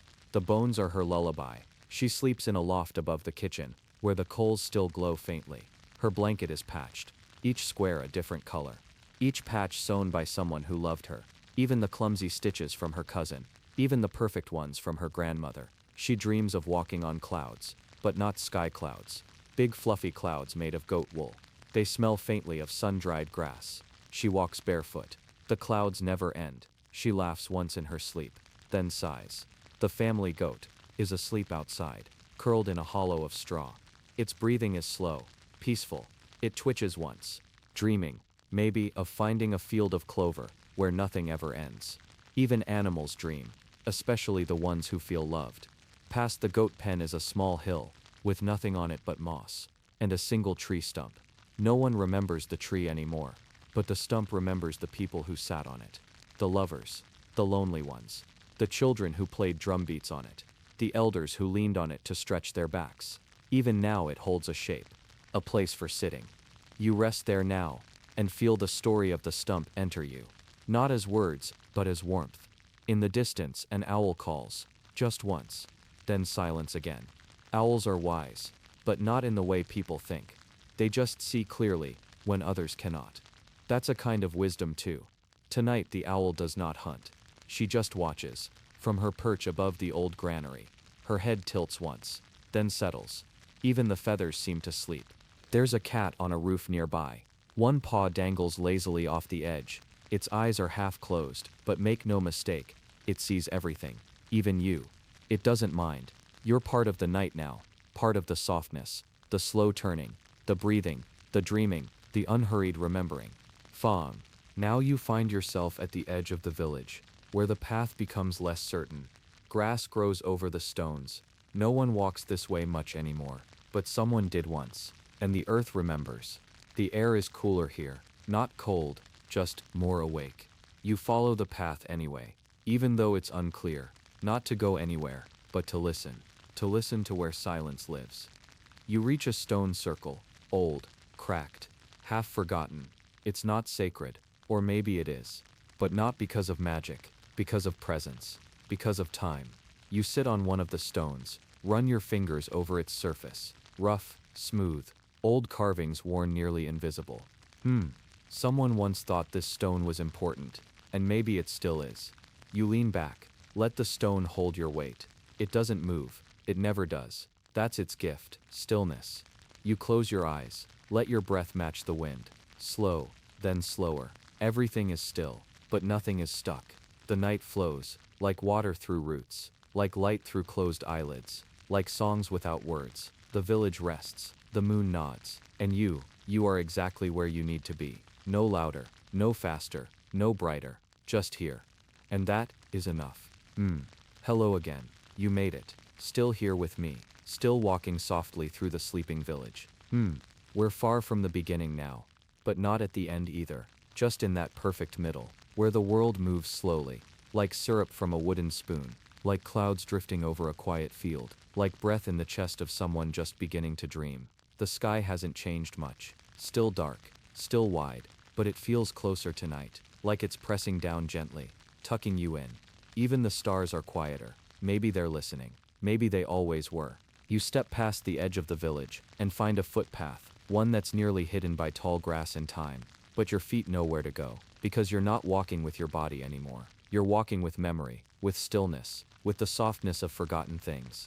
This path leads to a place some villagers call the Hollow. Not because it's scary, not because it's empty, but because it's full of everything soft. The grass here is gentler. The air smells faintly of chamomile and rain. The soil gives a little under your step, as if the land is cradling you. The Hollow is where people once came to talk to the night. Not to ask for things, not to pray, just to sit quietly and be heard. There's no altar, no stone, just a dip in the earth where the wind gathers and speaks in hushes. Tonight a few stones still sit there in a circle, mossy, weathered, but unbothered. You sit on one. It feels cold at first, then warm, then just right, like it was waiting for you. You don't speak, but somehow, the Hollow listens anyway. You let your shoulders relax, let your eyes grow heavier, let your thoughts wander like fireflies, blinking in and out. If peace had a sound, it might be this: the silence of old grass, the whisper of leaves, the hush of a sky that never forgets. At the far end of the Hollow there's a small pond. Its surface is still, so still it looks like glass, but it's not. It's softer than glass, more forgiving. It reflects the moon, but not perfectly. The moon's face wobbles a little in the water, just enough to remind you that even beauty doesn't have to be sharp. It can be a little fuzzy, a little sleepy, a little unsure, and still lovely. You kneel by the water and look in, but you don't see yourself. You see something older, something that might be you, but also might be the pond, remembering every face that ever looked into it. Faces from long ago. A woman with flowers in her braid, a boy with a wooden sword, a man with tears on his cheek, a child holding a feather. They all blink back at you. Not ghosts, just echoes, just warmth. Near the pond is an old wooden frame. It might have once been a bench, or a cradle, or maybe just a fence. No one knows, but someone tied dried flowers to it once. And the petals are still there, clinging to the twine. Soft pinks, dusty blues, yellow that's almost white now. They smell faintly of sun, even though they haven't seen it in years. That's memory. It lingers, even when we forget we're carrying it. You rest your hand on the frame, feel the splinters, the little cracks, the pulse of stillness. It doesn't tell you its name, it just lets you touch it. Some things speak better in silence. Some comfort doesn't need words. Farther on, the trees begin again. But they're different here. Wider, taller, slower somehow. Their branches don't point. They sigh. Their leaves don't rustle. They murmur. You pass beneath them, and it's like walking through the inside of a lullaby. Each step softer, each breath longer. You look up, and the stars are gone. But not because they left, just because the trees have taken you in, wrapped you up, kept you close. A soft hoot echoes above you, the owl again, or maybe a different one. She sounds older, wiser still. She doesn't watch this time. She just sings. A single note, then quiet. A message, meant for the night alone. As you walk on, you find a clearing with a woven fence around it. Inside, small plants curl under little clay pots. This is where the village children once grew their secret gardens. Not secret because they were hidden, but because each one held something special. A rock shaped like a heart. A single stalk of barley wrapped in ribbon. A feather from a crow. Some even buried coins, thinking they'd grow into treasure trees. Of course they never did. But that's not the point. The point was in the trying. You kneel beside one pot. Lift it gently. Underneath is a little carved stone. A symbol scratched into it. It looks like a sun. Or maybe a flower. Or a wheel. Or maybe it's everything at once. You smile, then put the pot back. Just the way you found it. Past the gardens there's a hill that doesn't go up. It goes down. Softly. Like a blanket draped over the knees of the earth. At the bottom is a stone arch, covered in moss. But if you look close, you'll see it once had writing carved on it. Now it's worn away. Only a few letters left. A T, maybe. A curve that could be an O. It doesn't matter what it used to say. Now it says, come in. So, you do. Under the arch is a path of small flat stones. Each one a different shape. Some round, some jagged, some smooth. It's said that each stone came from a different place. Different hands. Different times. But now, they all live here, together. Like a quiet family of forgotten things. Your feet remember them. They don't trip. They glide. At the end of the path is a wooden door. No house. Just the door. Standing on its own. The wood is gray, but strong. It doesn't open. Not physically. You touch the handle, and for a moment, you remember a dream you had when you were small. Something about honey, and clouds, and a song with no end. Then the feeling passes, and the door is just a door again. Some doors open inward, but not with hinges.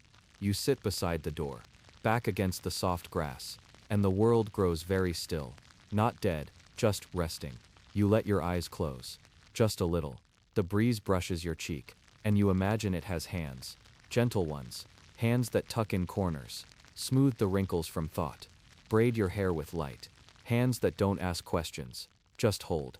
You don't know how long you sit there. Time doesn't keep track anymore. Maybe the stars came back. Maybe they didn't. Maybe the night grew longer. Or maybe it folded up and hid under the hills. You don't mind. Because you're not waiting. You're just being. Like the trees. Like the stones. Like the sky. Eventually, the breeze carries a scent. Not strong. Just familiar. Baking bread. Maybe. Or damp earth. Or the linen from your childhood bed. You can't quite place it. But it makes your chest soften. Like someone just whispered, you're safe. And you are. Your breathing slows. Your thoughts drift like ash on a soft wind. You think of the villagers, tucked in straw. Their arms around dreams. Their homes wrapped in wool and thatch. Their hearts beating slowly beneath the blankets of night. No one is rushing. No one is running. Everyone is just sleeping. And so, are you. Sleep now. You're already halfway there. Still with me. Still floating softly. Somewhere between waking and drifting. You've walked through shadows. You've heard the whispers of sleeping trees. You've rested by doors that don't open, and touched stones that remember. And yet, there's still more to feel. Still more quiet. Still more night. You're back on the path now. Not the path you came from. This one is narrower, soft with moss, and edged by wild violets that bloom only at night. They glow a little. Not bright. Just enough. Like tiny memories, blinking softly in the dark. You walk slower now. Not because you're tired, but because the air here feels sacred. You pass a wooden sign. No words. Just a carved swirl. It's the symbol for homeward, but not your house. Not walls or roofs. This home is older. It means rest, return, reunion with things forgotten. You trace the swirl with your finger. It feels warm, like a hand reaching out from the past to touch yours gently. Ahead, the path splits into two. But no signs this time. No clues, just a choice. Left or right. You stand there, not deciding, just noticing. The left smells like rosemary. The right smells like rain. Both are lovely, neither is wrong. So you pick, slowly, and step forward. The path accepts your choice like it knew all along. A little farther on, the trees begin to thin, and you hear it. A sound, faint, woven through the hush. It's not wind, or water, but something softer. A low rhythm, like someone humming, or like the earth breathing in sleep. You pause. You listen. Ah, it's bees. But not buzzing in panic. Just moving slowly, sleeping inside their little woven hives. You find the apiary at the edge of a meadow.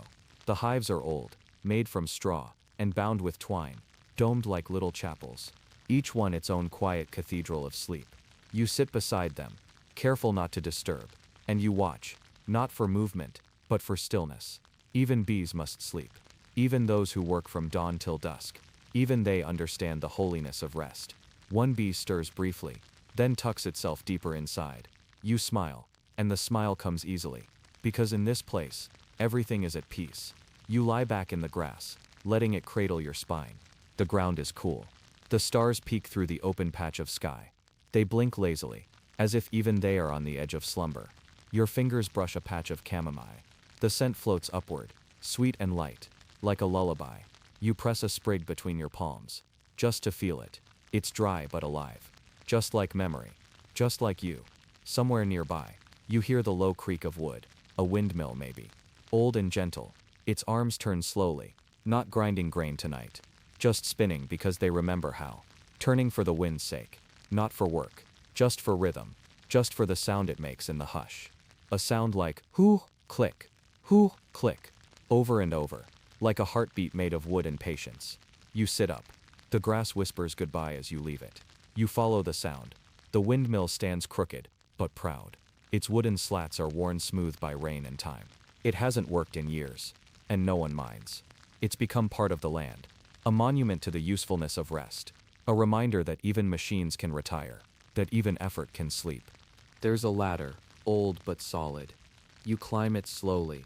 Each rung creaks like an old song. At the top there's a platform, not big, but enough. You sit with your legs dangling over the edge, and you look out. The village is far now, just a shape beneath the clouds. Tiny rooftops, a flicker of torchlight, a sleepy sheep moving in the dark. You feel the wind brush your cheeks, cool, not cold, comfortable, like a hand on the back of your neck, not pushing, just reminding you it's there.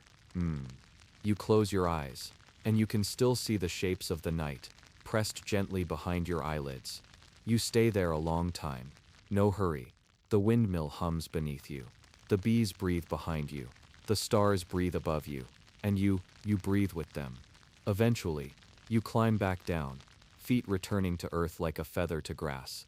The path turns again, this time past a stone bridge. No water runs beneath it now. Only fog, soft and cool. You walk across, each step leaving no mark. Because fog doesn't remember footprints, it just lets them go. And that's beautiful. On the other side, you find a cottage, small, tucked into a hollow between two hills. Its chimney is cold, its windows shut, but there's something warm about it, like it remembers being lived in. You touch the door. It opens, but only in your mind. Inside is everything you've ever loved. Everything you forgot you loved. A broken toy. A woolen scarf. A pot of soup from years ago. The way your mother folded sheets. The smell of ink on old paper. All there. All resting. All waiting to be remembered. You don't need to enter. Just knowing it's there is enough. You close the door gently, letting the silence settle like snow. You move on, past fields where nothing grows now, but where every blade of grass holds the memory of barley and flax. You walk past scarecrows that no longer scare anything, but stand like sleepy sentinels, wearing the moonlight like an old cloak. One of them has a hat tilted too far forward. You adjust it gently, because even forgotten things deserve comfort. Ahead, a single lantern glows beside a stump. Someone left it burning. Not bright, just enough to say, yes, this way. You sit by it, hands around your knees. The flame sways in the breeze, not scared, not struggling, just dancing a little, like it's glad you're here. You stay until the wick curls in, and the flame becomes a whisper. You don't need it anymore. The dark is kind now, not deep, not dangerous, just soft, like dusk in a basket, like sleep at the bottom of a teacup, like the last note of a lullaby. You rise, not because you must, just because the night is carrying you forward. You step quietly, so as not to wake the grass, so as not to disturb the stones. Your shadow moves beside you, but it doesn't lead. It follows now. It trusts you, and as you walk, you begin to notice something. You're lighter, not just in body, but in thought, in weight. The kind of light that comes from letting go, from being known without speaking, from being still, and still enough to listen. You pass one last tree, a birch. Its bark peels like paper. You tear a little strip, and write nothing on it. Because some stories don't need ink. They're written in silence. They're read by the heart. You place the strip at the tree's roots, and it accepts it without question, like all good trees do. You stop now, where the earth dips again, a soft hill, no taller than your chest. You lie down. The ground rises to meet you, like a friend pulling up a blanket. You fold your arms. You close your eyes, and the stars close theirs. The wind doesn't say goodbye. It just hums, and carries you deeper, deeper still, deeper into the quiet, deeper into the warm, deeper into sleep. Sleep now. It's here. It's soft. It's yours. There you are, still drifting, still somewhere between memory and dream. You didn't miss anything. Nothing rushed ahead without you. The night waits. It always does. Last we left off, you were lying down on the soft curve of a hill, the earth beneath you, like a cradle carved by time. And now, slowly, without even opening your eyes, you notice something. There's warmth. Not the sun, but a gentle heat from below, the kind that comes from the memory of fire. A long dead ember, still warm enough to feel like home. You sit up slowly, letting your fingers sink into the mossy soil. It feels like bread dough, soft, slightly damp, waiting for shape. The stars are still blinking above, but fewer now. Like even they have tucked themselves away, ready to sleep. You take a breath, then another, each one easier, each one deeper. Doublies, there's something in the air now. Soot? No.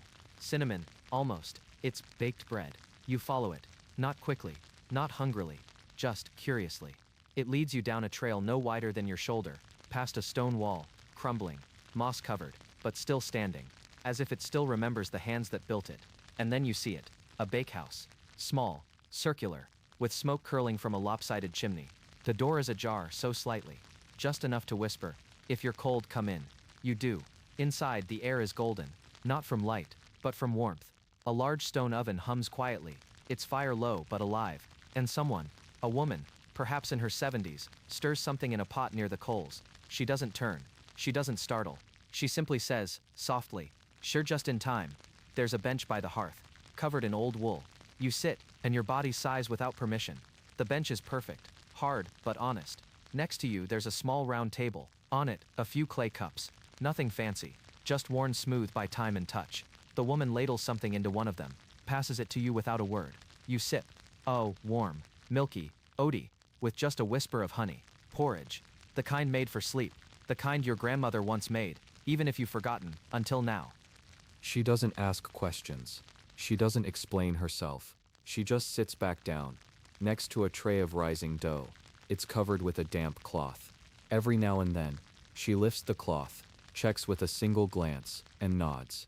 Like the dough has answered a question.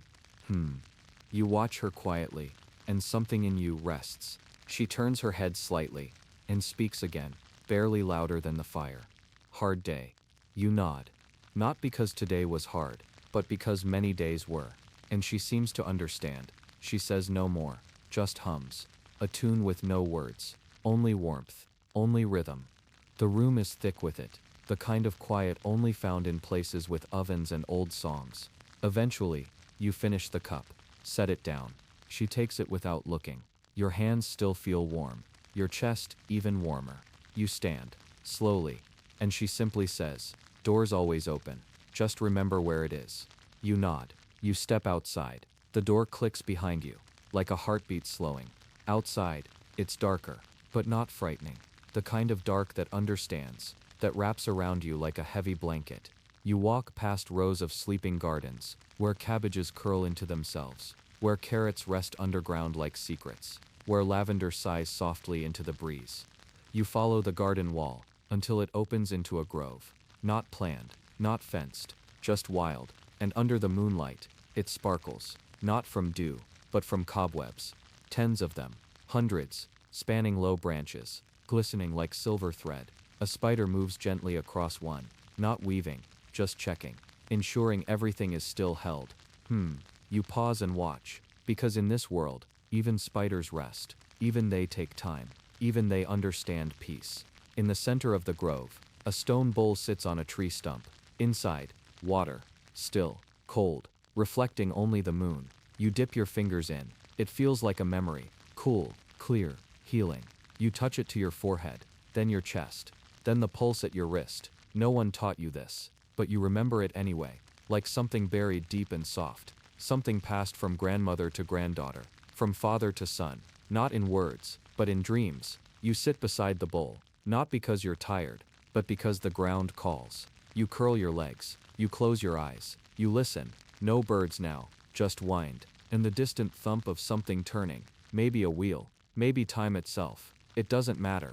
You breathe, you rest, you wait, until something new finds you, and it does. You feel a tug, not on your sleeve, but deeper, a pull in your chest, a quiet invitation. You follow it, through a narrow trail, lined with reeds and soft mud. Your feet sink with every step, but nothing holds you back. It's like walking through dreams. Each step echoes slightly, not loud, but enough to remind you, you're still here, still part of this place, still real.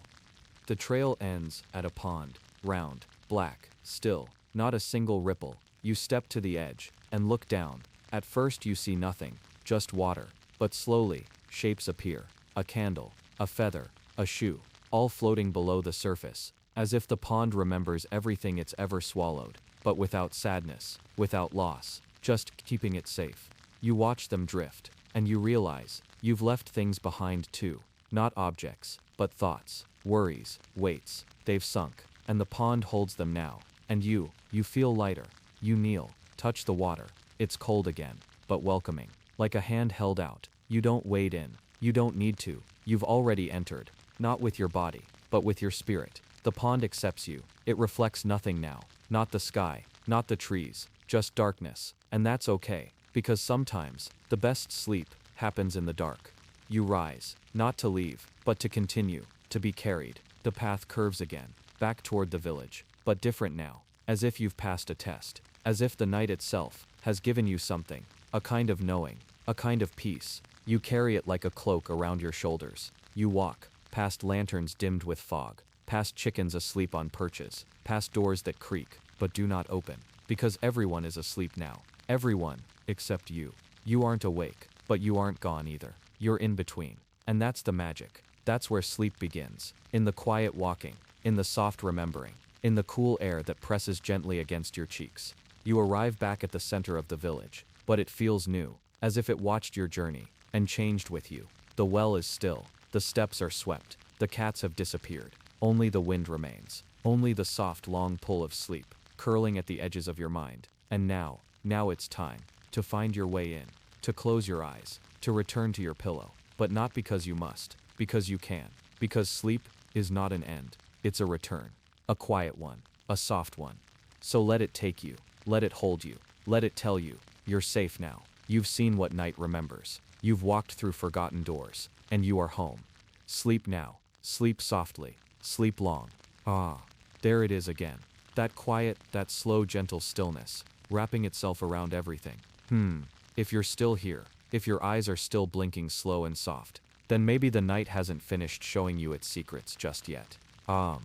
Last time, we walked through the grove, where spiders slept, and moonlight pooled in the still pond. And now, you're not walking anymore. You're lying down, on something strange. Not earth, not straw, but, it feels like wool. Yes, thick wool, layered, lumpy, old. You open your eyes slowly, just a little, just enough to see shapes. A low roof above you.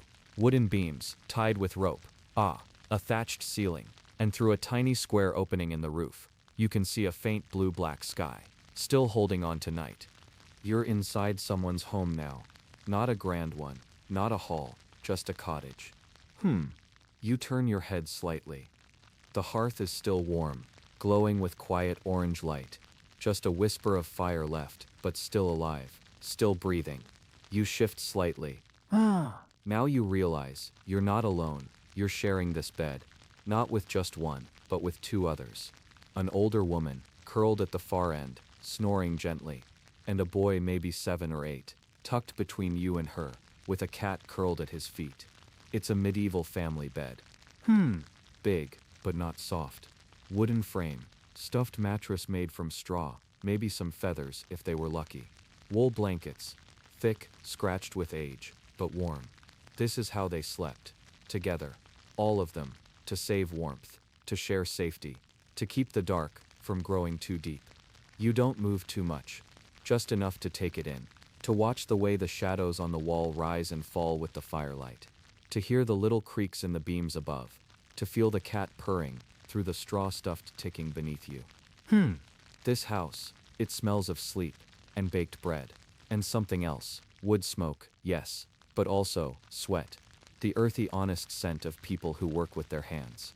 People who don't bathe daily, or in the little barrels outside, filled when the rains come. And yet, you don't mind the smell. Not here, not now. Your eyes begin to drift toward the wall, where wooden pegs hold cloaks and linen shirts. A basket sits under the bench, with socks hanging out, half darned.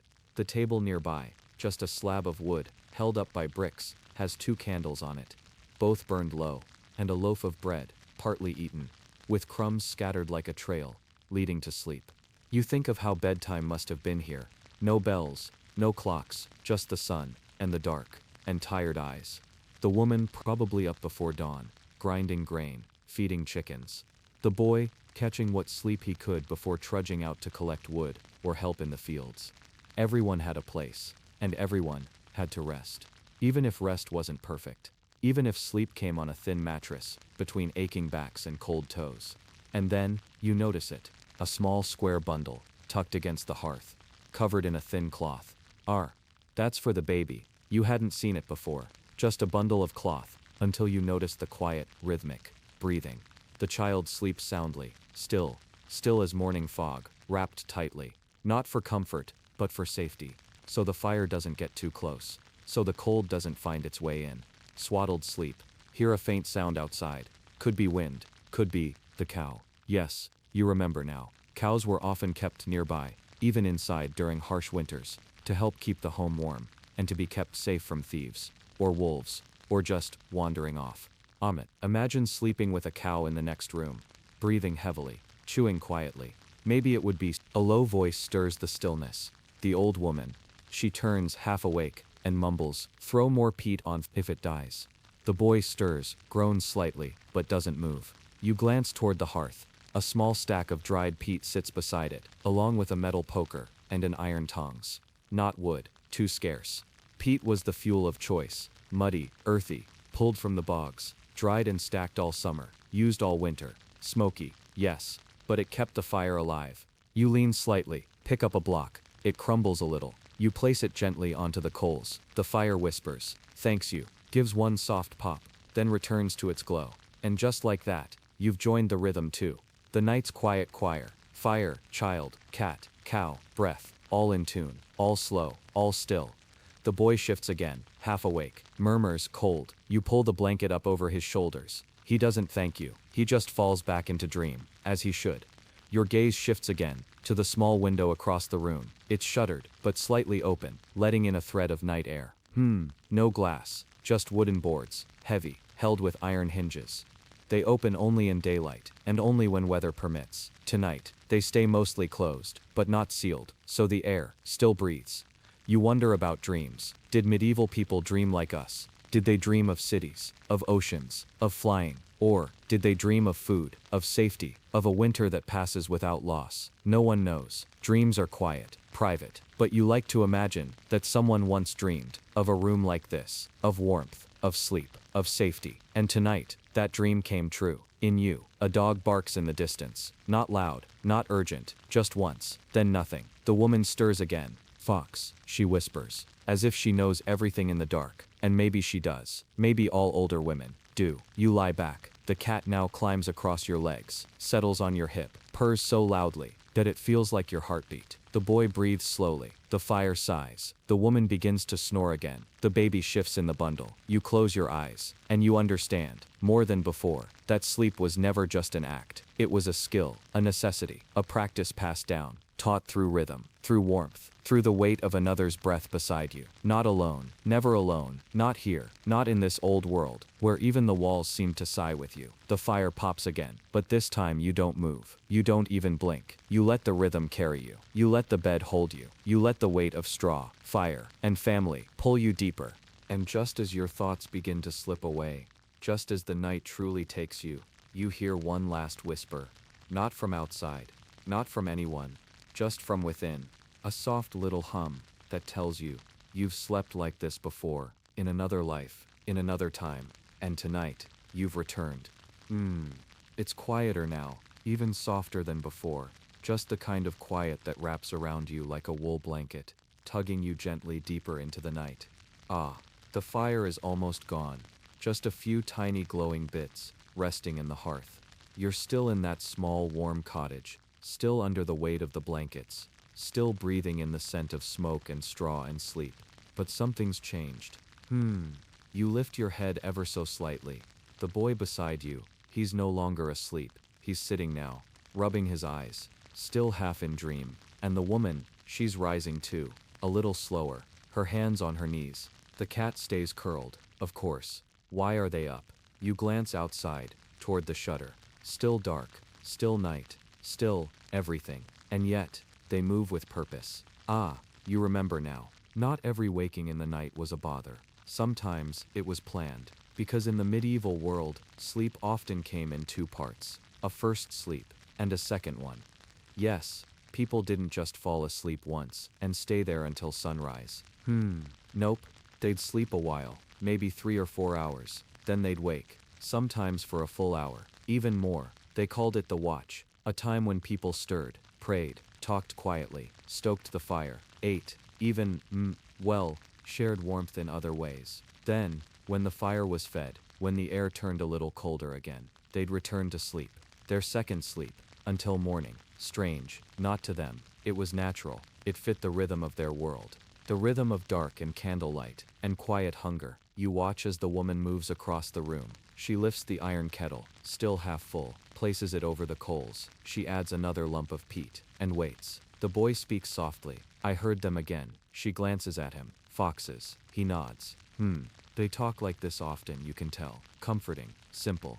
She opens a small wooden box on the shelf, takes a pinch of dried something. You can't tell what. Herbs maybe. Drops it in the kettle. A faint scent rises. Peppermint, maybe chamomile. They drank simple teas during the night watch. Not rich, not sweet, just warm and calm. The boy sits on the bench, near the fire, wraps a bit of wool around his shoulders. The woman sits beside him. They don't talk much. They just sit, together. In that ancient hour between sleeps, you lie still, pretending to sleep, but your eyes stay open just a little, watching, learning, how to rest without rushing, how to wait for sleep, like a friend, instead of chasing it.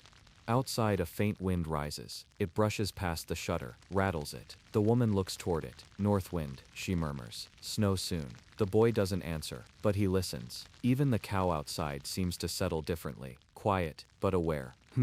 There's something sacred about this time. Something very few people now experience. But you do, because you're here, with them.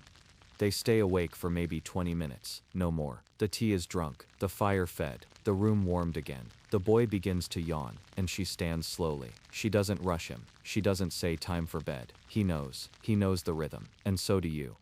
They settle again, back under the covers. The boy between the woman and you. The cat returning to its same place at the feet. You turn just slightly, facing the low wooden wall now. Fingers brushing against the wool edge of the blanket. You listen, to the breathing, to the little tick of something cooling by the hearth, to the long deep sigh of a fire just beginning its second rest. Ah, and now, it's time for second sleep. This one is different. It doesn't come quickly. It drifts in slowly, like fog, or morning mist. You lie there, eyes closed now. No need to peek. You know what's around you, and it's safe, soft, quiet. You begin to think of the dreams medieval people had in their second sleep. They were said to be the most vivid, the ones people remembered. Some thought they were from God, others thought they were just part of the night's rhythm. Maybe both. You start to imagine your own. You see a field, wide and golden, with sheep grazing calmly. No fences, just open space. A stream, a distant church bell, a small wooden bridge, with a woman in a linen dress crossing it, carrying something. Bread, herbs, a bundle of kindling. You don't know. You just watch. Your dream doesn't hurry. It walks, like villagers did. One slow step at a time. You feel yourself slipping deeper, no longer sure if you're still lying in the bed, or if you've crossed that wooden bridge yourself, into something softer, something even quieter. You hear distant voices now, familiar ones, but they don't speak in full sentences. They just hum, like lullabies, like old songs sung without needing words. And they sound old, so old, that even the trees outside seem to lean in to listen. The wind has picked up again, just a little. It brushes across the roof, tugs at the thatch, but the house doesn't mind. It has stood through worse, through winter storms and thunder nights, and long deep frosts. Tonight is gentle. You feel your breath now, not in your chest, but in your hands, in your toes, in the soft hum of blood beneath your skin, and it feels good. No rush, no weight, just warmth and space. The boy beside you mutters something. You don't catch the words, but they make you smile. He's dreaming now. You can tell. His hands twitch slightly beneath the blanket. Maybe he's dreaming of running, or of the foxes, or of the cow outside giving birth again. Or maybe he's dreaming of nothing, just floating, like you, like sleep itself. The fire gives one last hiss. The last peat block falls apart into warm dust, but there's still heat in the stone around it. Still a glow. Still comfort. You let that comfort fill you. Let it rise from your toes to your chest, to your face, to your eyes, which no longer want to stay open. They're heavy now, soft, full of nothing but night. This was how medieval villagers slept. Not always easy, not always quiet, but always together, always warm, even in a cold, cold world. They knew how to make a bed feel like a shield, a meal feel like a song, and a night feel like home. Your second sleep has begun now. You don't need to follow it. Just let it take you. Let it carry you into dream, into that open field, or that quiet room, or that lullaby only you can hear. And if you're still just awake enough to think, just think this. They slept. So can you. And you are, right now, still here, still breathing softly, still wrapped in that ancient heavy blanket of silence. Yes, you're still lying there. But now, the dreams have shifted a little. Not gone, just slower, softer. The second sleep holds you gently, but something inside begins to stir. Not wakefulness. No, just the kind of half-conscious curiosity that drifts like mist between the folds of sleep and memory. In this space, the world speaks without words. The wood beams above you creak ever so slightly, not from wind, not from age, just from the warmth inside pressing gently against the cool of night. And outside, a rooster calls, not loudly, just a slow, sleepy sound, like even he doesn't want to wake up yet. But he must, because the morning will soon come.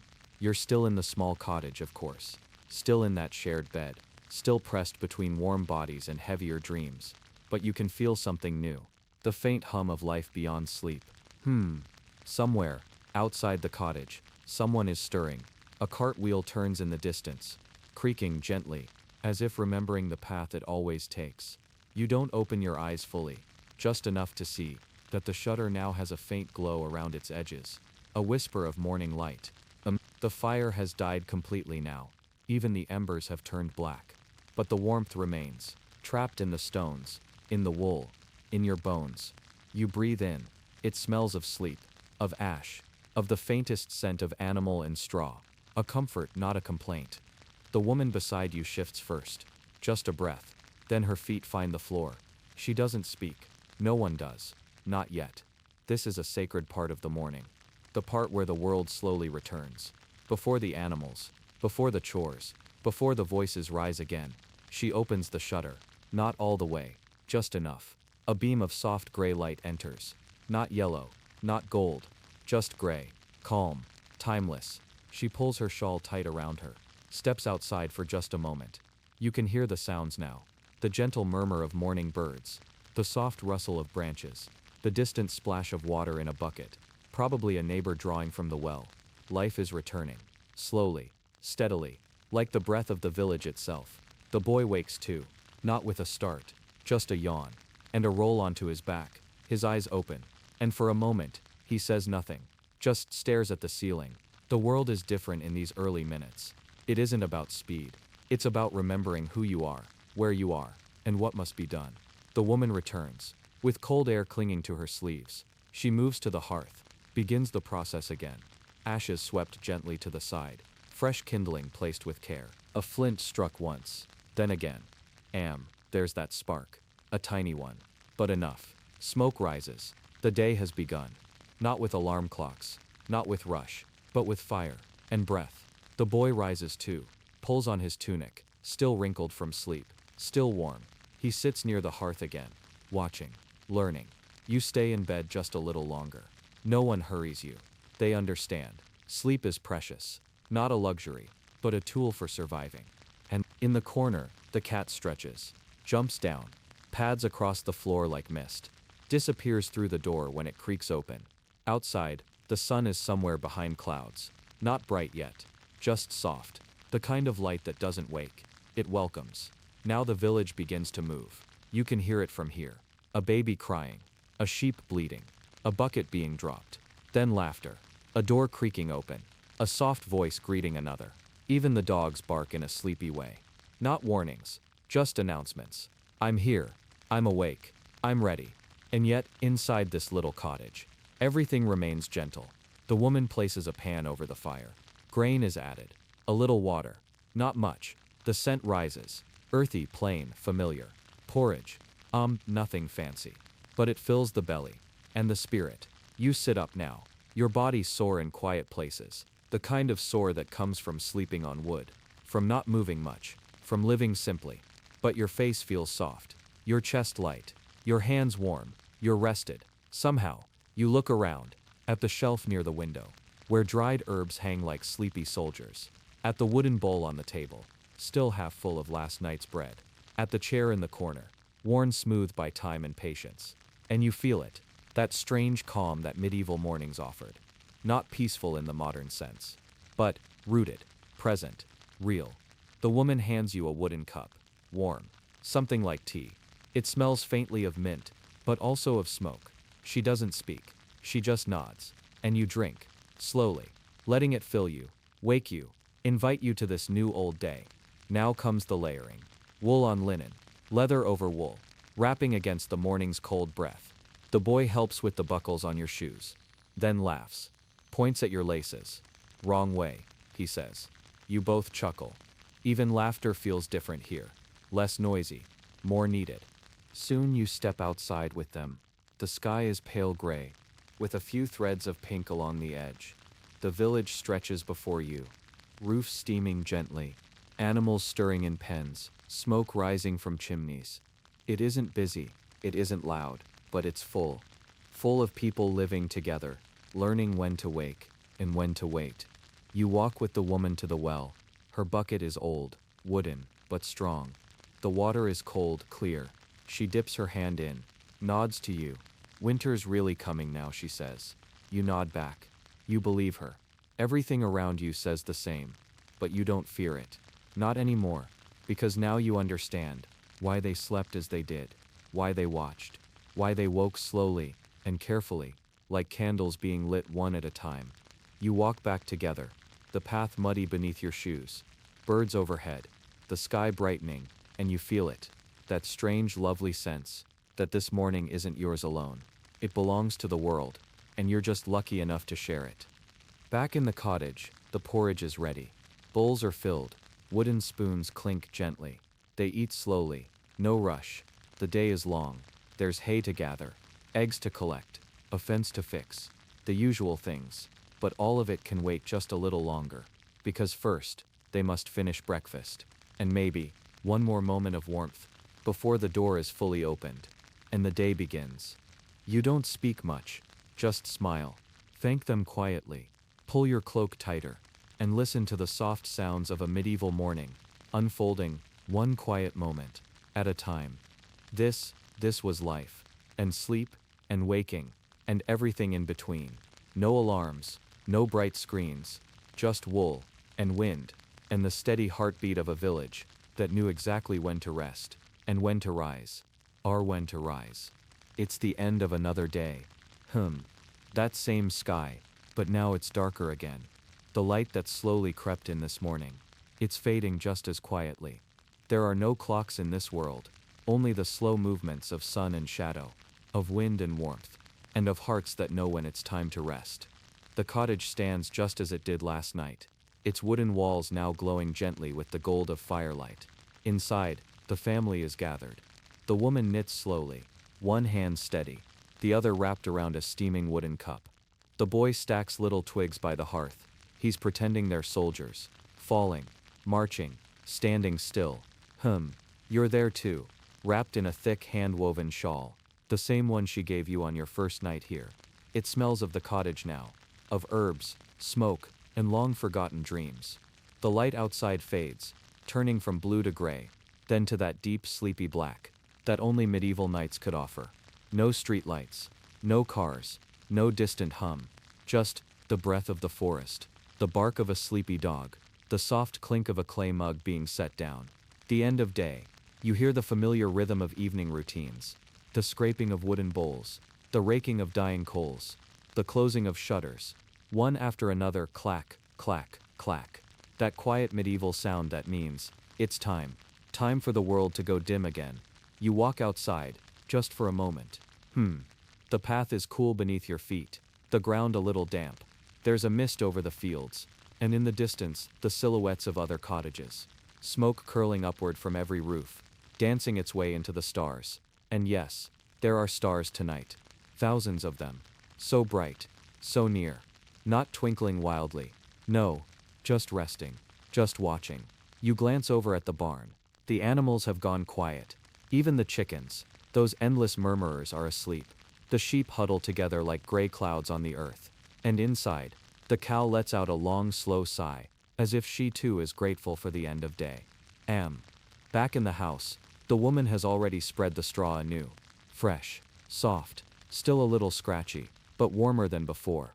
The wool blanket is folded, ready, and beside it, a little cloth pouch of dried lavender. She doesn't say anything, just nods to it. You take it in your hand, and breathe in, slowly, deeply. Like the sleep is already waiting for you inside it. The boy is already lying down.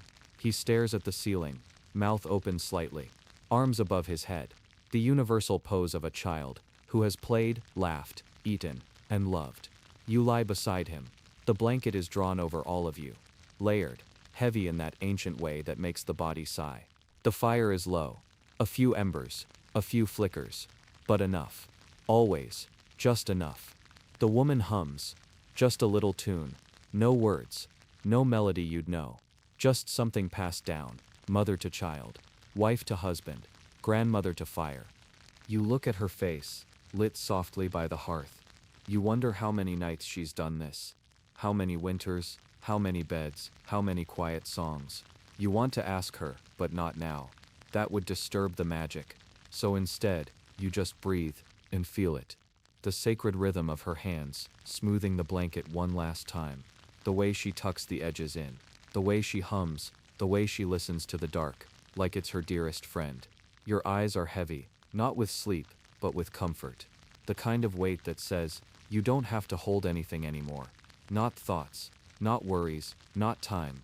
Just let it go, and let it be. Outside, the wind returns. A slow curling breeze, rustling the trees, lifting the last leaf from a tired branch, carrying it away, like a dream. A dog barks once, then stops. The village is saying goodnight. One breath at a time. You close your eyes, but you're not asleep yet. Not completely. You're floating in that place between, where the straw pokes you gently, where the warmth of another body makes your toes curl, where the fire's glow dances on your closed lids, and where the world still whispers. Stories. Stories of how the day began, and how it ended. Stories of feet in muddy paths, of bread torn in silence, of roosters, and shutters, and laughter between chores. And as the world outside falls deeper into darkness, your breath slows. So slowly. In, out, like the tide, like a lullaby, like the heartbeat of the earth. The cottage groans once. Just the wood, settling, reminding you it's there, that it has held generations. that it remembers every winter, every storm, every whispered story like this one. And now, you are part of it too.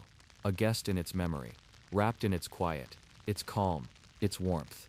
The woman lies down now, on your other side, the blanket pulled close to her chin. She sighs. The boy shifts. His hand brushes yours. A touch. A reminder. You're not alone here. You never were. And as your mind drifts, floating in that warm sea of quiet, you think of every night that came before. Every ember, every prayer, wasn't just about surviving. It was about being part of something slower, something kinder, something real. No ticking clocks, no glowing screens, just darkness, and breath, and time. Time to let go. Time to dream. Time to rest in the arms of a world that knew how to sleep, how to hold you, even in silence. Especially in silence. So now, if you're still awake, then maybe, just maybe, you need to start this story again. Maybe, from the 17th minute. Yes, right there. That's where the sleep really started to settle in. Or perhaps, you'd like to try another story, another quiet road through time, to help your eyes, finally, close. Good night. Sleep well.